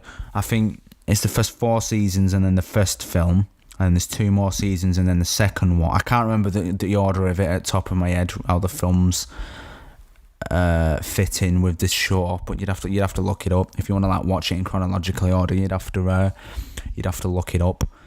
But yeah, like I said, if you're on Netflix, you've got nothing to watch, and you want to watch, you want to watch something that's comedic, go straight for Trailer Park Boys. That's one of those films which you need to watch, because it's a gem and a half. I've watched it so many times, and I'd go back and forth and do it again, because it's such a good show. Right, I'm trying to think now over TV shows. I've gone through quite a lot here. Running low. I'm not running low. I've watched so much stuff. I could, like I said, with all those films that I did set off at the start, I've gone through so many different things. But I'm trying to think. Oh, Orphan Black. Obviously, this ended was it last year or year before? Orphan Black's a really good show, which I quite enjoyed. I only ever watched it once fully through. I watched it since it first came out, actually. So yeah, I've watched it since it first came out. It's a good, if you're into like thriller series. It's more like a thriller / drama kind of series. But it's one of those that like it tests your mind, actually, because there's different things that go on in it. Oh no, my tooth is really hurting. Well, it's one of those series, like I said, it's like a thriller drama thing that like, it's like a psychological kind of like TV series, but it's like a really good one. So it's, I kind of categorize it under like, I'd probably say drama, thriller and sci-fi, because it does have a couple of like sci-fi elements into it. But it's really weird. But it's like, it's based upon like one character that like toggles between like each character that's like being cloned, or like they've got like a double of like 6-7 different people that are like the same. Like I said, I think that is, yes, Orphan Black is on Netflix, actually. That's what I did watch it on. So that's also something else you can you can watch on Netflix if like I said, you've got nothing to watch and you're thinking, what would be good. Well, I just said comedy. I'd say Trailer Park Boys, so like a thriller, sci-fi-ish kind of show. I'd say Orphan Black. So there were some technical difficulties. I was talking for like half an hour. Obviously, I've just linked it on Black Mirror that I talk about then. Obviously, it cut off. I was talking for like 30 minutes about lots of other different stuff, and Audition decided to crash, and it didn't pick it up. So I'm going to try and say what I think I did say in that half an hour in this last bit, and then that'll be the end of this podcast. So to start off with, I did say about Netflix, about them advertising, which was supposed to be like one of the scariest horror films that ever was. If you've ever watched it, it's on Netflix at the moment. It's called Veronica. In my personal opinion, like I said before, obviously, but you're not going to hear it because obviously they didn't record it. I said that obviously it's not the scariest film ever. It's not even scary at all. Like I said, there's only like one scene that's in Veronica which was scary, which was the bit where her face goes funny with the Ouija board, and then she starts screaming and there's this massive screech. That's the only bit in that film that is scary. Besides that, it's not even scary whatsoever. So I don't know why they advertised it as being scary, because it wasn't. So on Netflix behalf, that wasn't scary whatsoever. So I don't know why everyone, because it was like I said, it was advertised and everyone was like raving about it, saying, it's the scariest film I've ever watched, this and that. But like I said, nothing ever compares to The Exorcist. That film, I did mention it earlier on in the podcast, that film I can't watch anymore. I watched it when I was like 9 years old when my mum had it on, and to this day I can't watch it anymore. It scares me shitless. But like I said, yeah, it was falsely advertised. Everyone was like, yeah, it's the scariest film ever. That's the reason why I gave it a watch when it did come out, and it wasn't scary whatsoever. So I don't know what the raves were all about that. There was also a TV series which obviously I did mention. I've just remembered that now from the half an hour we didn't record. Which was The Haunting of Hill House, which was put up October last year. That was advertised as like, I saw like advertisements and it was all over Twitter. Everyone was like, it's the scariest TV show ever, this is creepy and all this and that. And my mum watched it first. I didn't watch it first. My mum had it on. I did like watch the first like 2 episodes. I wasn't like taking notice to it like. And then one of my mates was like, they've watched it, this, that. And then I was like looking up on Twitter again, like everyone was like raving about it. Netflix was like advertising it as like a scary TV show. So I thought, right, let's see if it actually is scary. So like I gave it out. I'm actually right, hold on a minute, let me just check Audition to make sure it's actually recorded. Yeah, it is. I went out to watch it to see if it actually was true with what they were saying. So I ended up watching it, and I don't understand why people were saying that it was scary or creepy or whatnot, because there was no like scary or creepy like elements in it. But there was one scene which was scary, and well, it wasn't scary. It was just like a little bit creepy, which was, I think it was in the doll that was upstairs. The rest of it made no sense. Even the plot itself, I didn't understand it. But I don't understand why people were saying that was like scary for them, and there was like, oh, I can't watch that again. It's well scary. I don't understand why they must have been watching something different to what I was watching, because it was more like a thriller mystery kind of TV show. There was no horror elements really that was in with that TV show. It was more, like a thriller based thing. There was, like I said, there was one like scene in it which was a little bit creepy, which was, I think it was with a doll. I can't remember what it was now. I did watch it when it came out. Well, not as soon as it came out. I watched it like a couple of days afterwards. And I don't understand where all the raving reviews and all that came from, saying it was scary and then it wasn't scary, and then it's like, well, it's not scary. So I don't understand. Like I said, most of these people that are watching it are probably never actually watched like scary stuff, which I've mentioned previously in, at the beginning of the podcast, or like some stuff which is really creepy. Some of it's like a lot of like Japanese stuff. They put, if they think that The Haunting of Hill House is scary and Veronica's scary, then they're gonna end up dropping dead watching half at stuff that I've seen and like picked out and like mentioned, for you to watch if you're into like horror stuff, like to watch that stuff. And like if they thought that those two were scary, they'll end up kicking the bucket watching those, because that's nothing compared to like Veronica's. Obviously it has a little element to like, like The Exorcist, like littlest tiniest bit of it. Like I said, there was only like one scene in it that was there was also, I think, the scene which pulled people off for The Haunting of Hill House was that 17-minute scene, the bit with the house with the movie Jibby Jibby Jibby Jibby, I can't remember now, but it was a massive scene. It was like 17 minutes long. There is like a behind the scenes of it, of how Netflix like filmed it. I think that's the only scene of the entire 10 episode thing that actually was a little bit horror, but the rest of it was there wasn't any. I don't know why that was advertised as being scary. Like, there was no cheap jump out at your trickery. It was obviously, it's based on a ghost story. I think that's the only reason why people were like, oh, because of this. I mean, there were a couple of scenes that were, you could tell it was, but like I said, it wasn't as scary as what was advertised and what everyone on Twitter and that, and everyone over Facebook was, mentioned about it. Like, oh, is this scary?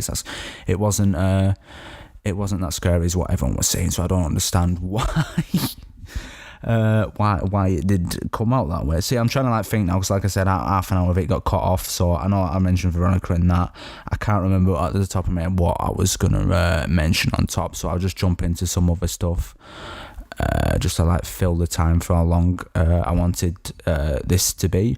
Now there was another show which it's not a horror in its sense. It's got its horror elements in it, but it's more like a psychological thriller. The second season's coming out soon. It's called Castle Rock. It's a Stephen King adaptation. It's a psychological horror series. Like I said, it was a psychological thing, which is really good. Obviously, I've read the Castle Rock books. I've read quite a lot of Stephen King books. You've got It, you've got Castle Rock. There's quite a lot. I can't remember them all at the top of my head, but there's quite a lot. But obviously, yeah, Castle Rock's getting a second season, which is supposed to be out this summer. Which I'm a bit interested in how they're going to take it, because they included quite a lot of Stephen King references in it. Obviously, you had the Shawshank Prison, and it explores other like different, the Stephen King world. It explores like different things, and it's like puts it all into one series. And you've also got if you've ever watched The Shining, what was he called, Jack? I can't remember. His daughter's in it. I think it was his daughter or granddaughter, one of the two. That's who Jane Levy plays, but she's already seen in the first season. Apparently she's going to have a bigger role in the second season. It's going to be more focused around that and The Shining, apparently. That's what the rumours are about it. But if you're into like Stephen King stuff, like if you watch like The Mist, you watch The Shawshank, if you watched It, there's so many different like Stephen King stuff. Obviously, if you like into his work or whatnot, you don't know about Castle Rock, then I'd get on watching the first season now before the second season comes out in the summer, because it's a really good series. Obviously, it starts off a bit slow. obviously because it's like introducing everything, but like by the time like the third episode in, that's when it starts like kicking off. More so when they go into the Shawshank prison, and this dude, which is called Henry Dever, it's basically based around him. It's someone he thinks is someone that is not, and it's like a whole like psychological thing around this one character, and then you've got the other characters that are like staged around this one character, because basically he thinks it's Henry Dever, but there's another person, because they found him locked up in some like cage or something under Shawshank prison, and apparently it'd been there for like 200 years or something like that. And he thinks is this someone called Henry Dever, but he's not. So we didn't. They did like explore it quite a lot in the first season, but we still don't really know who his character was. But it's like this like supernatural thing that's like going on with it, and he doesn't know who he is, and obviously because he's like 300 years old, he doesn't know what's. I think they're introducing like.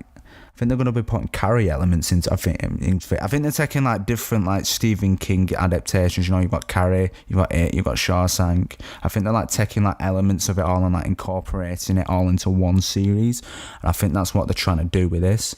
I mean, I don't know what they're going to explore with second season, but it's obviously going to be based around, obviously, like I said, Jane Levy's role, and obviously Bill Skarsgård's role, who plays Henry. He's not Henry Dever, but he's just that supernatural thing that thinks it's Henry Dever. So it's going to focus more around those two, and then it's going to explore, you know, the characters more into that. So we'll just have to see. Like I said, if you haven't watched the first season, I'd highly recommend going and watching it, and before the second season hits in the summer.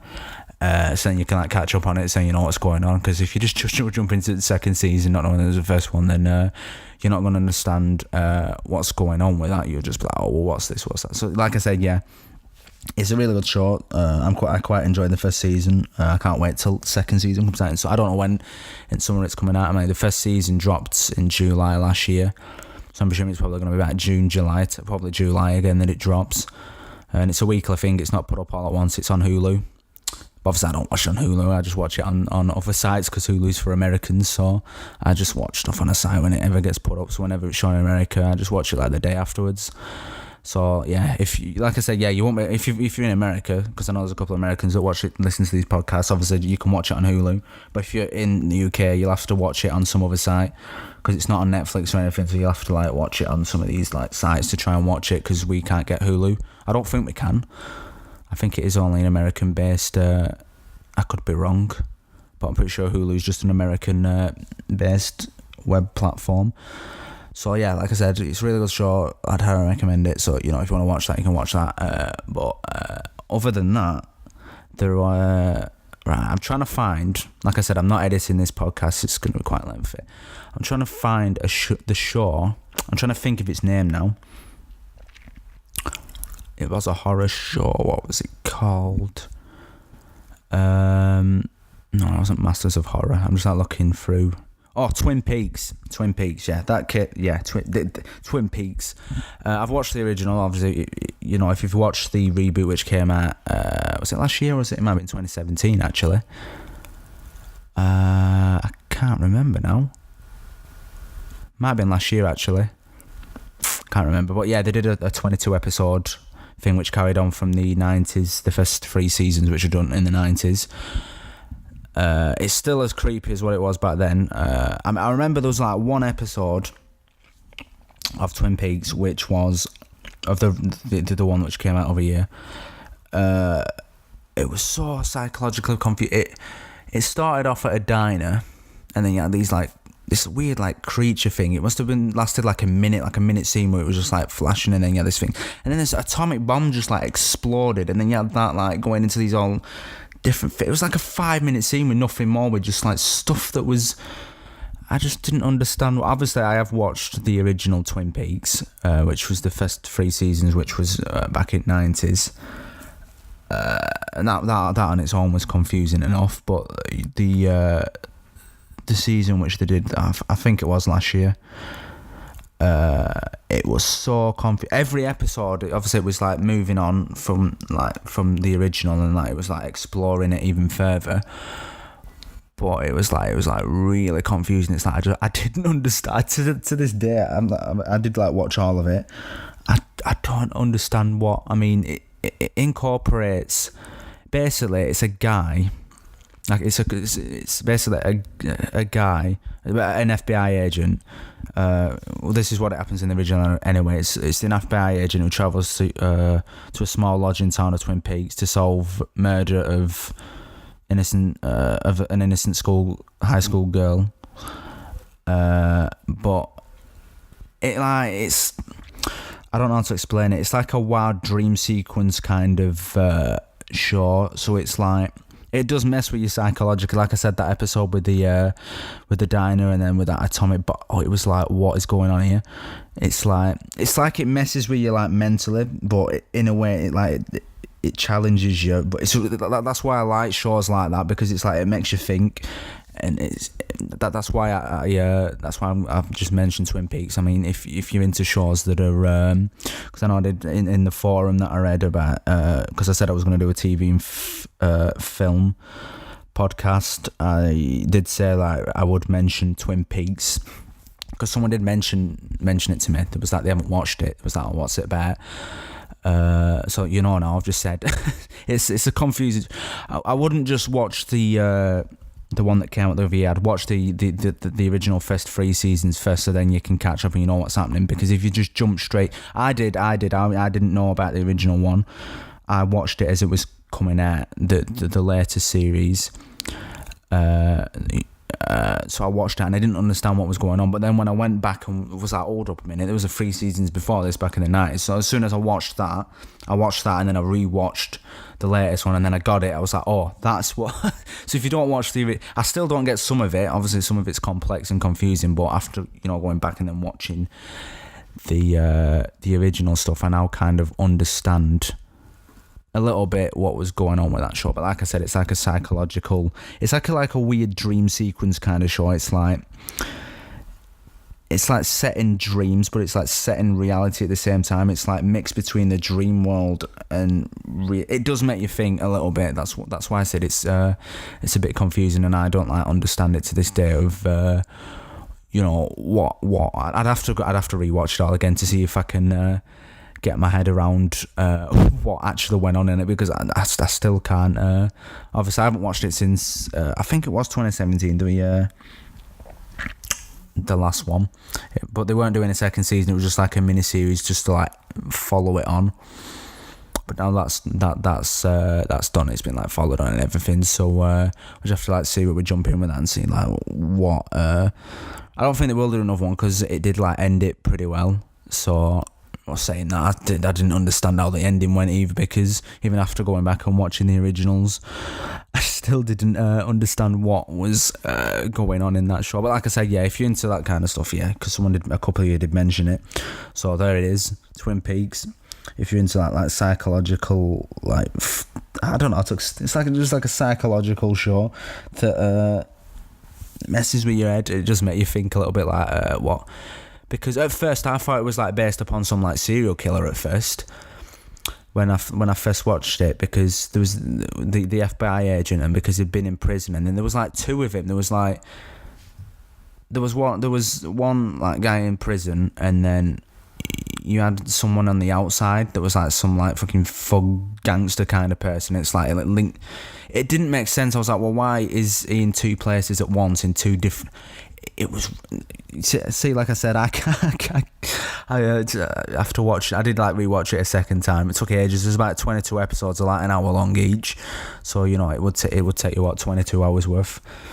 You'd have, if you like binge watched it, it'd probably take you 2 days, unless you just binge watch the entire 22 hour. Oh no, I wouldn't do that. I'd watch it over 2-3 days. But yeah, it is a bit complex. Like I said, I like complex stuff because it makes you think. I mean, it's not boring then, because it makes you watch it again, because you're like, hold up, I don't understand what's going on here. It makes you like think, oh, I've got to watch this again to get a hand of what was actually going on. Yeah. So there was what was it? I'm trying to think of the forums now. What I said on the forums. Because I've spoke about a lot of that stuff, like my TV shows, what stuff I recommend, and I've linked it in with all that, which I was supposed to do for the podcast, which I've done pretty well. Right, I'll mention this show. This is a vampire fucking show. Like, it's like my all-time favorite show. It's like it came out. Well, it's finished now, but there's the spin-off, which is Legacies, which is on at the moment. Originals finished last year. Legacies has been renewed for a second season, which starts at end of year. But this show, literally, when it first came out, I was so obsessed with it. I'm still obsessed. I finished binge watching it like a month and a half ago again. I've watched there's 8 seasons. I finished binge watching it again like a month and a half ago because it's such a good show. It's so relatable in times, but you might know what I'm talking about because I just said Legacies and Originals. Basically, the show is called Vampire Diaries. It's like my all-time favourite show. It's like that's the go-to show. I always watch it. I'm like, there's just like certain episodes and all that I just like rewatch because they're just so good. I mean, it came out. I can't remember how I got into it now. I think it was my mum that was first watching it at first. It first started in 2009, and then it ended in 2017. I think it was my mum. She had it on because she started watching it first because she was obsessed with it. My mum was obsessed with it, but then after like the third, I think it was like the fourth series, my mum stopped watching it because she was like, it started off like really dark and all this, but then they were focusing it more on like the teenage graphic, and it was getting more soppier and more. It was still like all the horror elements and all that into it like it did, but it started getting. My mum was like, it was getting more. So she like stopped watching it. I was like, why did you stop watching it? I was like, why? The Vampire Diaries is just like the best show ever. I was like, why did you like stop watching it? So yeah, basically the Vampire. It's just like I said, I still watch it to this day because it's like one of my like favorite shows ever is the Vampire Diaries. The originals, I wasn't too keen on that. I have watched all the originals. I wasn't too keen on that as I was the Vampire Diaries. Legacies is pretty decent. The first season just finished with 16 episodes. It finished the other week. So that's on Netflix now, so you can watch that if you haven't watched it, which is a spin-off to Vampire Diaries, it actually follows on from the ending of the last episode of the Vampire Diaries with the Salvatore Skull and Alaric. I'm hoping for the second season they bring Damon and Elena back because they're still alive and they set up the Salvatore surgery and all that. So I don't know, they might bring them back. I'm hoping they do. I'm hoping they do. Bring Damon and Elena back into it, and everyone else, even if it's just for like an episode or what. Obviously they won't bring Stefan back because Stefan's dead.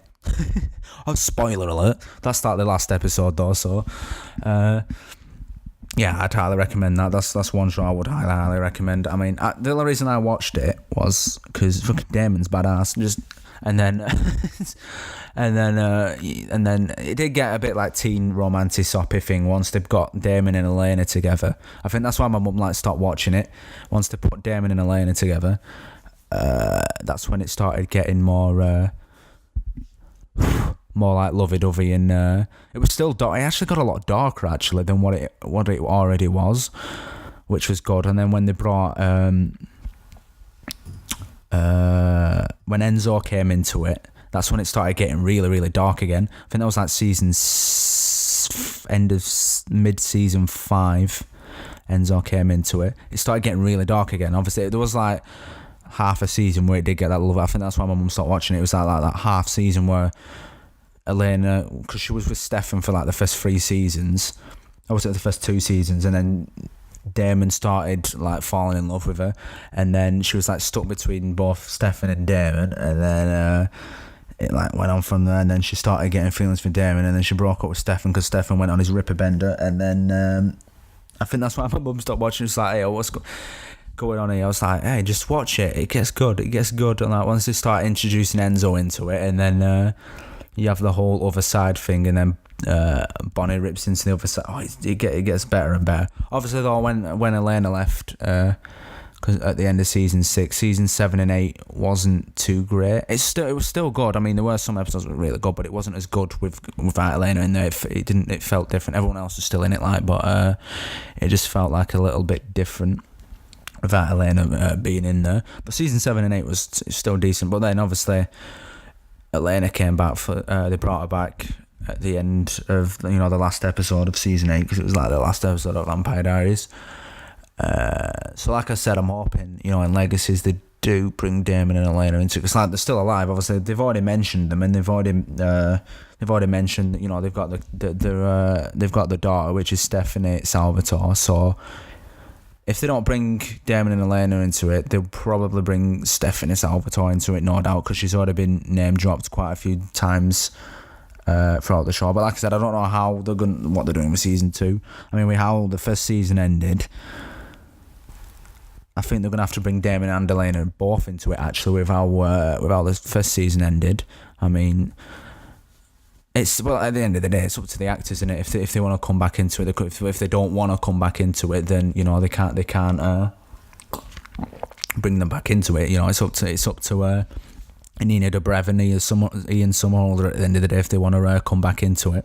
It's up to them. If they said they're done with it, they don't want to do it anymore, then they can't bring them back, can they? But they can still bring the daughter Stephanie Salvatore into the Salvatore boarding school and that. They could still do that. Well, like I said, we'll just have to wait and see. But like I said, yeah, Vampire Diaries is one thing to go to. I always watch it. I've binge watched it about 6 times. I'm just checking Audition to make sure I'm not like talking to myself again. So no, that's all good. Like I said, I'm not cutting this down. It's going to be a full edit. I think like an hour and 40 minutes in now. This one's just going to go straight up. I'm not editing it down. It'll be the same with the 9th and 10th episode, which will be the last 2, and then there'll be that one horror one. So I'm going to like blitz through those as well. Film them back to back. Well, probably not back to back, but because of how long they're going to be and what I want to put into it. But like I said, Vampire Diaries is one to go to. That's like my overtime favourite show. So, definitely watch that if you haven't, because it's one of the shows which I've got a couple of people to watch it. They didn't even know about it, like a couple of my mates that I met in like first and second year at uni. I got them into it and they're obsessed with it now. It's because it's such a good show, literally from the get go. It's just such a good show. And like, if you haven't watched it, watch it, and trust me, you'll end up watching it more than once through all 8 seasons. Well, for the first 6 seasons, you will. 7 and 8, when I usually binge watch that again, I usually watch the first 6 and then watch the last 2 episodes of season 8. I usually skip all of 7 and all of 8 besides the last 2, because there's a couple of episodes in season 7 and 8, but because Elena's not in it and a lot of the other characters got killed off, it didn't feel the same. And it's like they changed the tone of it, so it felt a little bit different. But if you're gonna watch it fully for the first time, then yeah, obviously watch all 8 seasons. But personally, my preference now is usually, if I do watch it, I usually watch like the first 6 seasons and then I skip 7, skip all of 8 beside the last 2 episodes, because that's when Elena gets brought back into it. So like I said, yeah, what else can I mention? I wanted to make this a 2-hour podcast, so we've got like another like 19 minutes that I can like babble on about stuff. I'm just trying to think of like shows and whatnot, and like I'm just looking at the forum now to just have a little gander. There's another show, a vampire show and all. This is a lot more darker than that. It's True Blood. If you're under 18, don't watch it. I'm joking. It is an 18 plus is True Blood. True Blood's a really good one. That's another vampire one. I've only watched it fully once. Actually, no, I haven't actually. I've watched it like 2 or 3 times full actually. I mean, I'm not that big of a fan of True Blood than I am on Vampire Diaries. I prefer Vampire Diaries over True Blood. But True Blood's still a good show on its own merit for what it is. That ended like 5 years ago. Did True Blood that started before Vampire Diaries and ended after 6 seasons, whereas Vampire Diaries had 8 seasons. I think it started the year before Vampire Diaries and finished like 3 years before Vampire Diaries, something like that, I think. But yeah, True Blood's another one. But like I said, True Blood's more of a, how can I put it? It's more of a sexed up vampire one. There's just so many sex scenes in True Blood. It's basically that's why it's an 18. It's more sexified up, obviously, because it's an 18 plus, whereas Vampire Diaries I think Vampire Diaries is a 15. It was a 12, but then it went to a 15 because of how dark they went down the routes. I think it was all the first season that was a 12 and the rest of it's 15. But True Blood's an 18 plus. That's obviously because of all the sex scenes and all that that's in it. That's why it's it's an 18 plus. But like I said, True Blood's good on its own merit, but it's not something which I'm probably going to end up watching again because I enjoyed it the first 2 times that I watched it. But it just got messy. The plot got messy after I think it was after season 4 finished. Season 5 and 6 just got a little bit messy, and I think they didn't balance the plot out properly, and it just it ended. Actually, it didn't even end that well. I can't remember how it ended. It just ended out of the blue. The main vampire character got killed off, and it just ended out of the blue, and then they just all drifted off into their own. They didn't actually wrap it up properly. I think they were going to do a 7th season. I think that's why they didn't wrap it up properly, but it ended with the 6th season, so they didn't wrap it up properly. So it just ended out of the blue. I'm just checking Audition again to make sure that it's recording out, because I'm flicking back before articles and that's, I don't know what I'm talking about. Yeah, so like I said, True Blood, Vampire Diaries. If you're into vampires, one of the 2 best ones to watch. Obviously, there's Buffy, but obviously, then again, I didn't enjoy Buffy. I did watch it when I was younger, but I didn't get into Buffy. But Buffy and Angel, I did watch most of them, but I didn't really get into them that much. Right, what else is there? What else? Oh, trying to think now. How many time have we got to film? 15 minutes. Like I said, I want to make it a 2-hour one. Let me just quickly check the forum. I'll just keep talking about. Actually, whilst I'm checking the forum, let's have a look. I'll try and not go quiet, so then it just goes all right. Whilst I'm looking through this, there's a film which I did do a podcast on it. Was it free podcast to go about the Child's Play remake? The second trailer's gone up now. I'll mention that whilst I'm looking through forums. So, what's your thoughts on the Child's Play remake? Obviously, the second trailer's out now. We know that Mark Hamill's the voice of Chucky. I've watched the trailer and I'm pretty impressed by it, to be honest. I thought it was going to be really, really bad, but I'm definitely going to go watch it. Obviously, I'm a bit optimistic because obviously Chucky's now a AI that can control things. But the trailer was really good. The way that and the way that they promoted it as well. They promoted it really well. So I'm hoping that it's as good as they've hyped it up to be. Obviously, I'm a bit reluctant, like I said, because Brad Dourif ain't doing the Chucky voice anymore, but he's doing the Chucky TV series, which I did mention in that podcast about 2 weeks ago now. I did mention it in there, and I went into fully for an hour about all that, and then linked all that stuff into it about Glenn Glenda coming back and all that. But as in the Child's Play remake, obviously, like I said, I've watched the trailer. Chucky looks a bit dodgy when he's that little scene when he's looking. I think he's looking at Andy, and then he just smiles. The face looks so disfigured. I don't know if it's CGI or if they've actually done a puppet, because obviously the original Chucky's and that were puppets and they were animatronics. They did use a little bit of CGI for the face in Cult and Curse of Chucky, which you could tell which were the 2013 and 2017 film. This is why I don't understand why they've reimagined the film so soon, because the last Chucky film only came out 2 years ago, which was Curse of Chucky. Now they're following that on with a TV show, which is coming out later this year. So I don't understand why Orion and MGM are doing a reimagining of it. I don't, obviously, like I said, I did mention in that podcast, obviously I won't go into detail about it, because obviously this film that's coming out, this reimagining, I won't say it's a remake because the plot's completely different to the original. It's still got Andy and his mum and everything, but it's more of a reimagining. But this film was actually what the original film, first Child's Play film, was actually supposed to be. It was the original idea, but then they scrapped it for obviously Chucky being possessed. But originally it was supposed to be an AI that gone rogue and had gone killing people, and someone was controlling it. So that was the original. So this film we're getting is actually the original idea, which Child's Play would have been if we didn't get what we did get. This is what the original plan was. So they've just adapted upon that. So this is what we were supposed to actually originally get for the first Child's Play film. That's why I'm optimistic, because I did read up about it. And I was like, oh, what would actually happen if this actually did happen and Chucky wasn't actually possessed, and now they're actually doing it. That's why I said I was optimistic, and I'm definitely going to go watch it. And a lot of my mates that have watched the trailer, and they said they're impressed by it as well. They thought it was going to be shit, but the trailer looks actually pretty good. And Mark Hamill's voice is Chucky. It's like nearly nailed it, pretty much.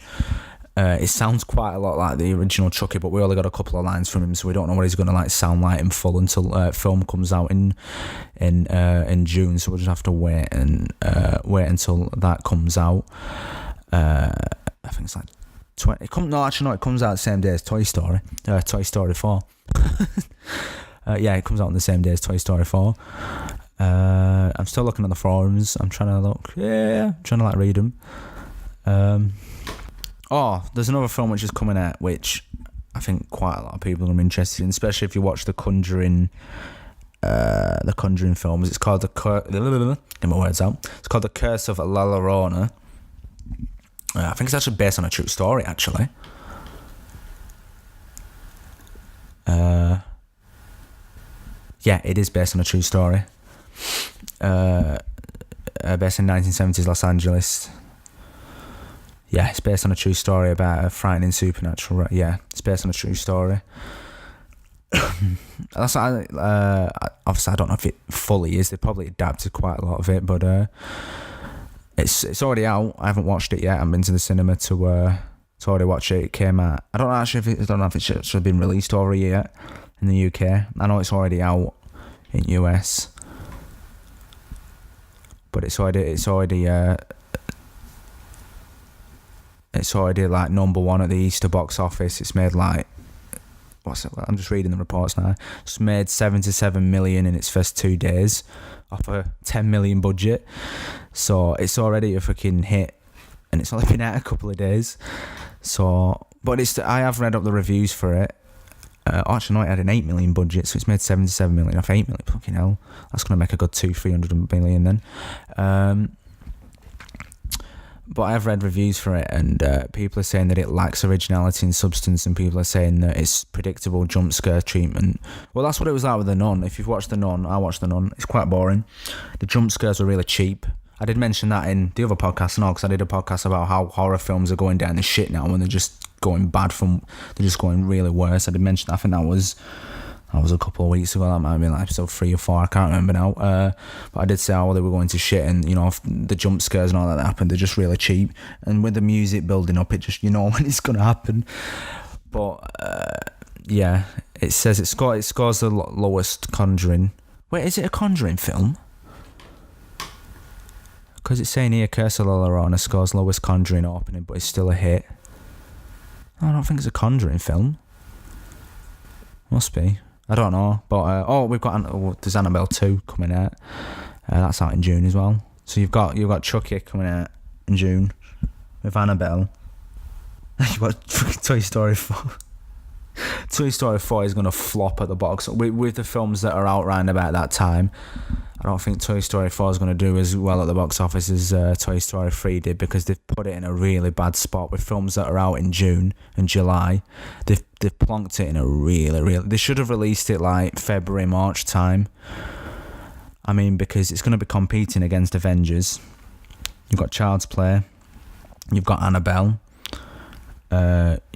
You've got another DC film which is coming out around about that time. And you've got Spider-Man as well, so they plonked it in a really bad spot. If they should, like I said, they should have put it in like February for Toy Story. They should put it like February, March time, or they should have released it like August time, because it's not going to do as well as what Toy Story 3 did at the box office, because the films that are already coming out around June, July, and then end of May as well. Those films will be carrying on into June as well when that gets released. It's not going to do too. You never know, it might do, because it's fucking Toy Story. Who doesn't love Toy Story? So I'm probably going to end up going and watching it because it's Toy Story. But like I said, yeah, it's probably, we'll just have to wait and see. I mean, there's so many films. I've got a Snapchat from My phone's blowing up. I'm trying to not, because I wanted to try and like see if I could record another podcast after this, because I said I was filming them back to back and they're not editing them. I'm like trying to, we've got 5 minutes left of this, and then I can record the next one for an hour. The next one will be about an hour. It's I don't even know what I'm doing for it. That's why I'm reading through forums to see. I've got a couple of ideas to what to do for the final 2 episodes, but we'll just have to see how things go and what I record. I don't know what else I can mention. I've mentioned quite a lot in this. I've been babbling on for nearly 2 hours. So I've mentioned quite a lot of other stuff. So, I mean, I would wrap it up now, but I want to get it bang on 2 hours. So we've got another 6 minutes. I'll mention the last podcast, which was the music production one, and I showcased some of the music which I'm working on. Obviously, this podcast will go up like a day or two after that. As I've recorded this, I put the podcast up yesterday, which I mentioned at the beginning of the podcast. I've got a couple of messages through now, because I stopped and started this, because like I said, the audition messed up, so I had like an hour gap. I have got a message about someone. I haven't read it yet. I'll read it later on.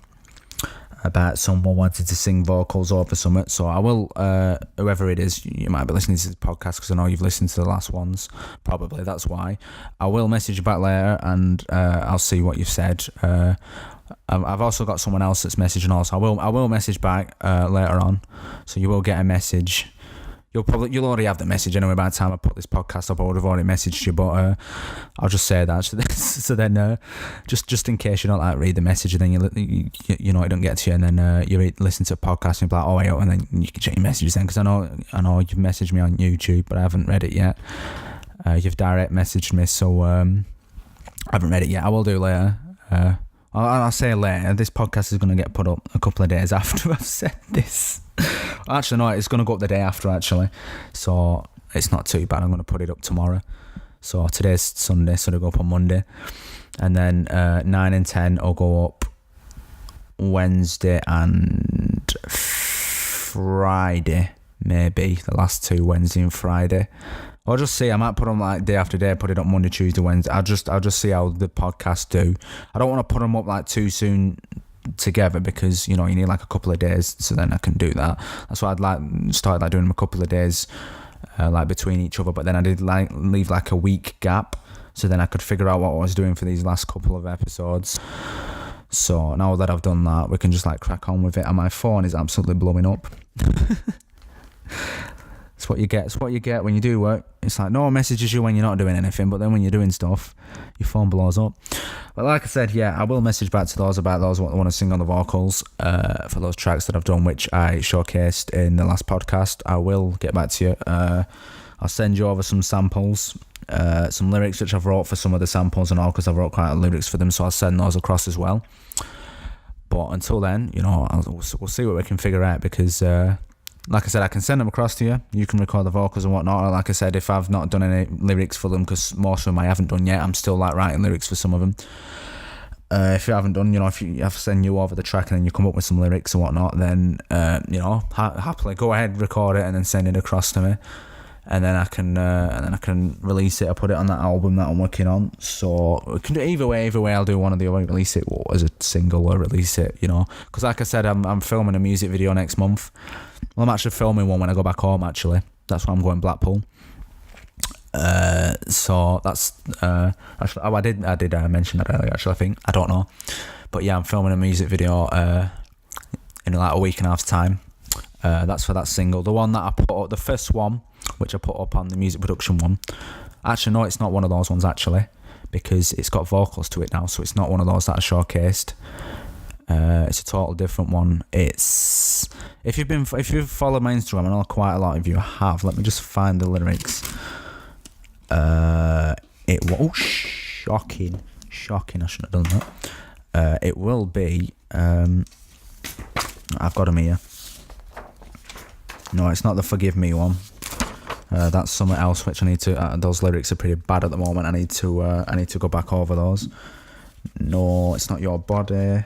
Oh, it's Feelings. That's the one that I'm releasing as a single. I just need to do the music video for it. So it's the Feelings one. If you've got me on Snapchat, I know a couple of you have got me on Snapchat. if you've gone on my Snapchat story, I have like put previews of it up whilst I've been recording it and working on it. So that's the one that I'm releasing sometime in May. I just need to record the music video and then edit the music video and then release it. I'm trying to aim for, if I'm recording it on the 29th of April,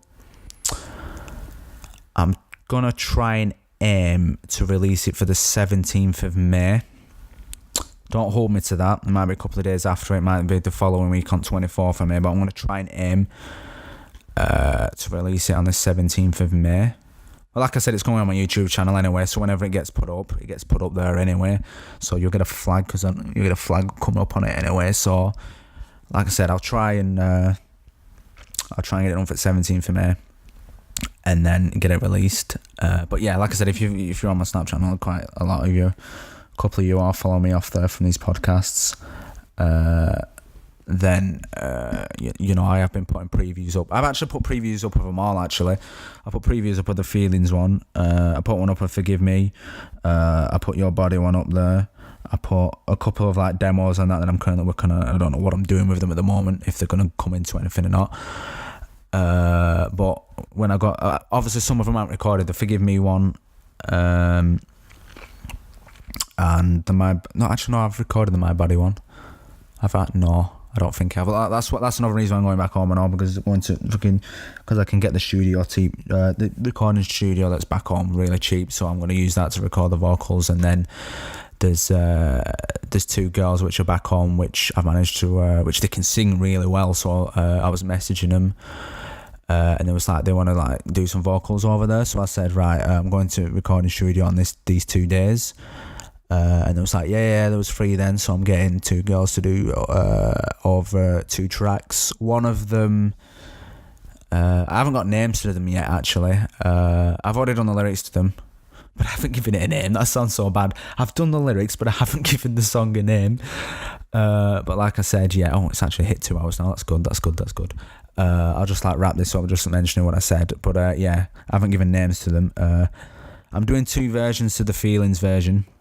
I'm doing the one with just me on the vocals, and then Shannon, which is one of the girls, is going to be doing like backing vocals to it. I don't know if the music video version is just going to be the one of me, or I'm going to use the one with the backing ones with Shannon in it. I'm just going to like, once I've recorded that one with Shannon, I'm going to like listen to both of them and see which ones work out the best. And fit better with the music video that I'm shooting. So even though actually Shannon's been in the music video though, so it might work out. It might work out better if I do use that version actually. Yeah, I might use. I'll just have to see how they sound. Like I said, I've got a couple of people that are going to be in the music video anyway, so I'll just have to see. Once I've recorded the music video, I will then look at both versions, and then both versions will get recorded before I do the music video, because I'm there on the Sunday, and that's when I'm recording it. So I've got both versions ready to shoot the music video on the Monday in Blackpool. So then I know I've got both versions. So then when it comes to actually filming it, you know, I can be like, right, this one, no, that one. So it'll just work out either on. Like I said, it'll be one or the other. I will release both versions, because both versions are similar, are different. Some of the lyrics have been tweaked, and it's like, obviously because you've got 2 people singing on one, and we're backing tracks as well, and then the other one's just me singing on it. So you've got like 2 different versions. Obviously, the one that I posted up was that I've been putting on Snapchat, and then I put up onto was just the one of me. That's the one which I've been working on the last couple of weeks. I've been tweaking it a bit. I've been going back and forth. I've been working on the other 3 ones: Forgive Me, Your Body, and Please Me. They're the other 3 ones which I've been working. So I've literally finished 4 pretty much in the last couple of weeks. So I'm happy that I've got 4 done and ready. I just need to do like the rest of them now, and then that'll be all good, and then I can just get on with it, then crack on with it, film some my theory. That made no sense, my theory. Crack on it with it, get some music videos shot, get some singles out there, because this stuff that I'm producing, I mean, the first time round, obviously, I've got... If you've seen a couple of them, obviously I've already got a couple of music videos on my YouTube channel, which have done quite well. One of them's got 1 million views. I don't know how. That was the Shining Star one, which I recorded with one of my friends, Georgia. That's got 1.2 million views. That was posted up like 5 years ago though. That's got 1.2 million views. But this time round, you know, I've had like a couple of years because I haven't released anything since 2014, 15. So I've had like 4 or 5 years to like tap into different genres and like, you know, try and make my sound better, because, you know, I need it to sound as good as possible. I know this is not like something that I wanted to go into, you know, as a career wise, but with, you know, how popular it was in the first time, you know, the amount of fucking views I've got on some of those music videos. I'm gonna see, and obviously, like I said, like I've been tapping into different genres, and you know, I've been going back and forth with like making different demos, different melodies on Fruity Loops, which is FL Studio. And then I've been going back and forth with that, and then you know, I've been trying out different sims, different VST, different plugins. I've spent quite a lot of money on FL Studio. I think I've spent about £200 on plugins over the last like 6 months to try and get the sound really, really good. And I'm trying to like master them. That's what I mean. Mastering songs can take ages. I mean, I want to master it to sound as good as possible. And then when you get when you go in then to record the vocals, you know, you need to master it well with it. It's just I need to make it sound as good as possible with less auto-tune as possible. I want to put everyone puts a little bit in there. Like some like music artists like cram it with auto-tune, but I want to try and make it sound as you know, as natural as possible. Obviously there's gonna have to be some auto-tune in there because I'm not the fucking best singer, so everyone uses auto-tune, so there's gonna be some in there, but I want to try and put in as less of it as possible so then it can sound natural. But we'll just have to see how it goes once you know, I've got everything recorded properly, and then, you know, I'll see how it sounds without auto-tune, after putting some effects in there, see how it sounds without it, and seeing if I need to put in it. Probably not need to put a little bit in, but I'm not going to cram it in there like bloody T-Pain. I'm not going to cram it in there like T-Pain and will.i.am and that. I'm going to like try and put as less in there as possible, but we'll just have to see how it goes. But yes, also a couple of you mentioned me about some gigs. I'm sorting some out at the moment. I've messaged a few. Oh shit! I didn't mean to click on that. I've messaged a few clubs. I've got some responses back. I'm just waiting. I've just like sent some like stuff off. You know, the stuff that I've been working on that. Because I'm with a record label back home. It's not a big record label. It's like a really small one, which I'm going to release the album through. If you won't know of it. It's like a local thing back home, a little local record label, which I'm going to release the album under. Because obviously I can't release it off my own back. You know, you need a label to. Well, you can release it off your own back, but it's best if you have a label, because then you've got a manager which can deal with all that crap. I sound so bad. Like, you can deal with it. I don't want to deal with that stuff. So I've been on the phone. I've been like on the phone to my manager for that label, and he says he's sorting out some gigs. So once I've heard some stuff back, I will post stuff of it. I'm going to continue these podcasts on as well after these 10 episodes. There might be like a couple of weeks where I don't do out, but I will like do some podcasts on updates, because I know a lot of you are interested in that Joker script what I'm doing, so I'm going to keep doing updates of that, some podcasts of that, and same with my music and all. I know a lot of you have been like, I've been spammed on Snapchat with all of you like messaging me like wanting some like demos or whatnot. I really wish I could. I mean, if I did, my manager would go sick at me if I started like sending stuff off. I mean, I can send some like demo stuff off that's, you know, but I don't want to get into trouble off my manager. Or should I say my agent, manager, whatever they call him in the music industry. I don't want him coming at me saying like, you know, not that I'm saying that you would leak the stuff, but if it did get leaked, then, you know, I'd get into trouble. They'd be like, who are you sending this stuff to? I was like, I didn't think they'd leak it. So yeah, I really wish I could. You know, I know a lot of you have like messaged me saying, you know, can you like listen to some stuff? I've like I said, I've been putting like little previews and that up on my Snapchat story. but I can't like give proper like HD. I can't do that. I know one of my mates was asking and all, because it was like, oh, this stuff is sounding really good.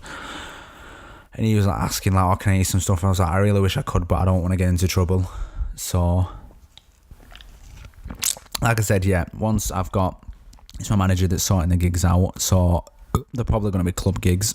So once I hear back, I will give you an update. Like I said, I'll give you an update on what's happening. They're gonna be UK gigs though. They're not. I'm not coming to. I'm not that fucking big of a fucking music artist. I'm basically starting out from the bottom again.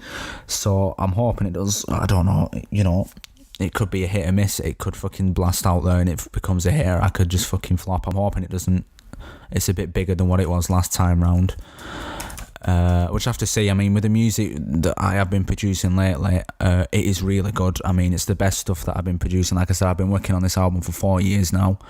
So, and, you know, obviously, you know, I've got like quite a lot of like advice off these like top like fucking like agents or whatnot, saying that, you know, that it's really good. So that's a promising thing in its sense, but it's just if it's gonna sound like I don't want to do mainstream music. I said this in the last podcast, the music production one, where I showcased some of the stuff, which I did get a little bit of a bollocking off my manager for it, but it was sound about it. It was like, yeah, I know he wanted to, you know, just get a couple of bits out, some teasers out there. He did have a little go. He did ring me. He literally. He saw the podcast like an hour after I posted it up, and then he rang me like, what are you doing? I was like, oh shit. But no, he was sound about it. It was like, yeah, don't be putting like the vocal stuff up on there. If it's like the instrumental stuff, it was like, that's fine. It was like, don't be like, you know, putting too much out there. I was like, no. I was like, I won't do that. So when I go back up, that's another reason why I'm going back up home, because obviously the record label's back in Haslingden. So I'm going to meet my manager to like sort some stuff out, sign some fucking contracts and some other random crap. I don't know. I've just got to like go through stuff for the album and how we're going to promote it. Because he's gone through a couple of like strategic ideas. That's why he's messaging some clubs and that to promote it. I think when I go up, we're going to go through some like promoting strategies on, you know, how we can promote it. Because the last time I didn't really. Obviously, last time when I did release that album, which I did last time, which that went onto SoundCloud. Obviously, I couldn't promote it because obviously that was like the first time of me like releasing something properly off my own back. I promoted it in a sense because obviously I was doing a couple of club gigs. I managed to get a couple of club gigs off my own back in Manchester. I did mention this in the last podcast and all, and the festivals and that were going on back home, and I was getting like after a while I was getting some like messages off these like little mini festivals that were going on, like the Blackburn Festival, the Haslingden one. There were a couple in Manchester that were like personally like messaging me saying, "Oh, can you like get my words out? Can you like perform for this?" And I was like, "Yeah, fair enough." But I will be performing for there is one gig I've already sorted out. That's not till September. It will be the Haslingden festival thing. They're doing a huge big one now. From what I've heard, I've been in contact with them. All's good. Apparently they're doing it on St George's Field. You can fit about 10 feet. Get my words out. Apparently they want to do something big this time round. So that's why they're doing it on there with a massive like open like fucking like they have on the festivals, the massive fucking stages. And St George's Field can fit about, it could probably fit about 10,000-15,000 people on there actually, and if they promote it well they probably will fill it with like 10,000-15,000 people if they can promote it properly and get some decent acts on there. So just obviously I can't tell you much about it. I don't even know what's happening with that now. Obviously it's not till September, so it's like, you know, it's another 5 months yet. I probably won't find out myself till like July, end of July, beginning of August time, so I can't really give any clarification on that yet, only that I will be performing in it. Other than that, I can't really say much on that matter at the current moment in time. But like I said, yeah, when I've met with my manager and I've like sorted everything out, I will like post some updates what's happening. I know a couple of clubs which my manager's already contacted, but they're in York, so I don't know what's happening there yet. My manager said he's already sorted some stuff out. He says, but he wants to like go through it in person. So, like I said, that's why when I go up next week, next weekend, Saturday, I'm seeing him on the Saturday evening when I go up, and then we're going through it all.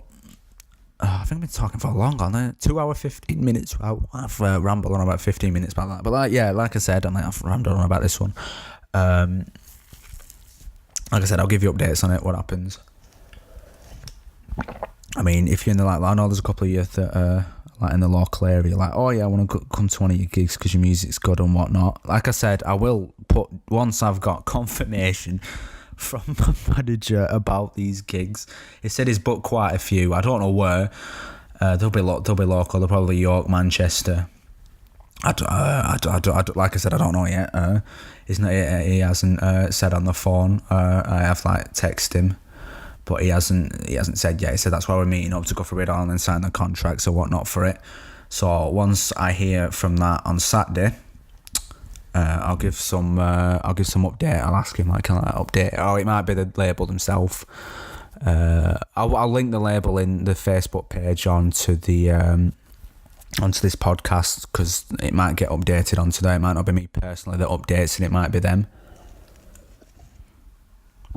So like I said, I'll post that on there, and then hopefully, oh my god, so many Snapchats. It might be a couple of you that are actually messaging me from these podcasts. I will. But like I said, yeah, I've rambled on and off about this podcast. I want to quickly get another one done before 10:30.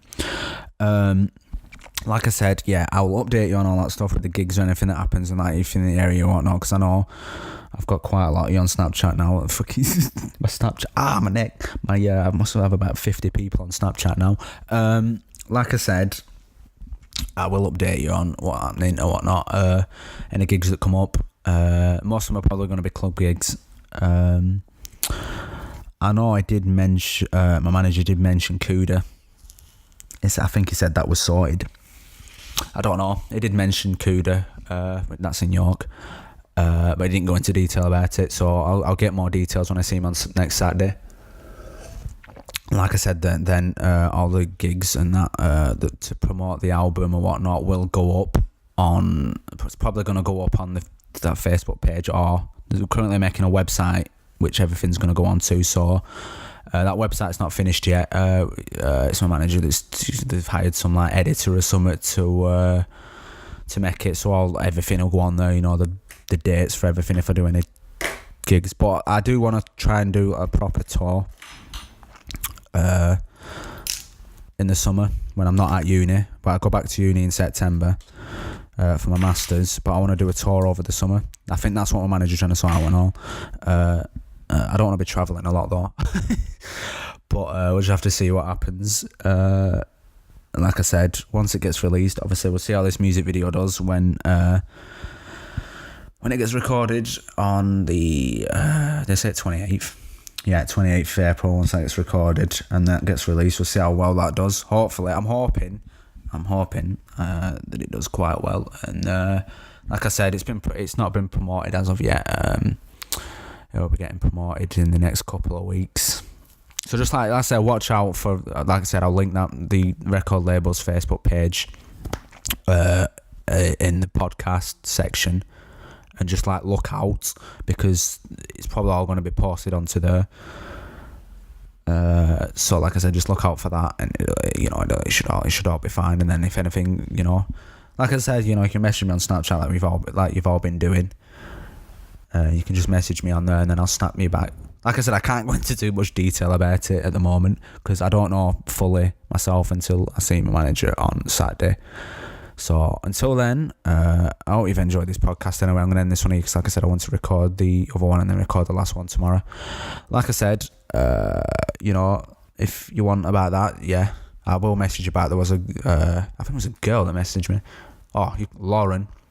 Yeah, Lauren, if you're hearing this, if you haven't, I will message you back about that. I have watched I did look at your YouTube channel about some of your your stuff that you've done, you know, your covers and that you've done. And I'm not going to say you're actually a fucking pretty decent singer, I'm not going to lie. So I will message you in the next couple of days.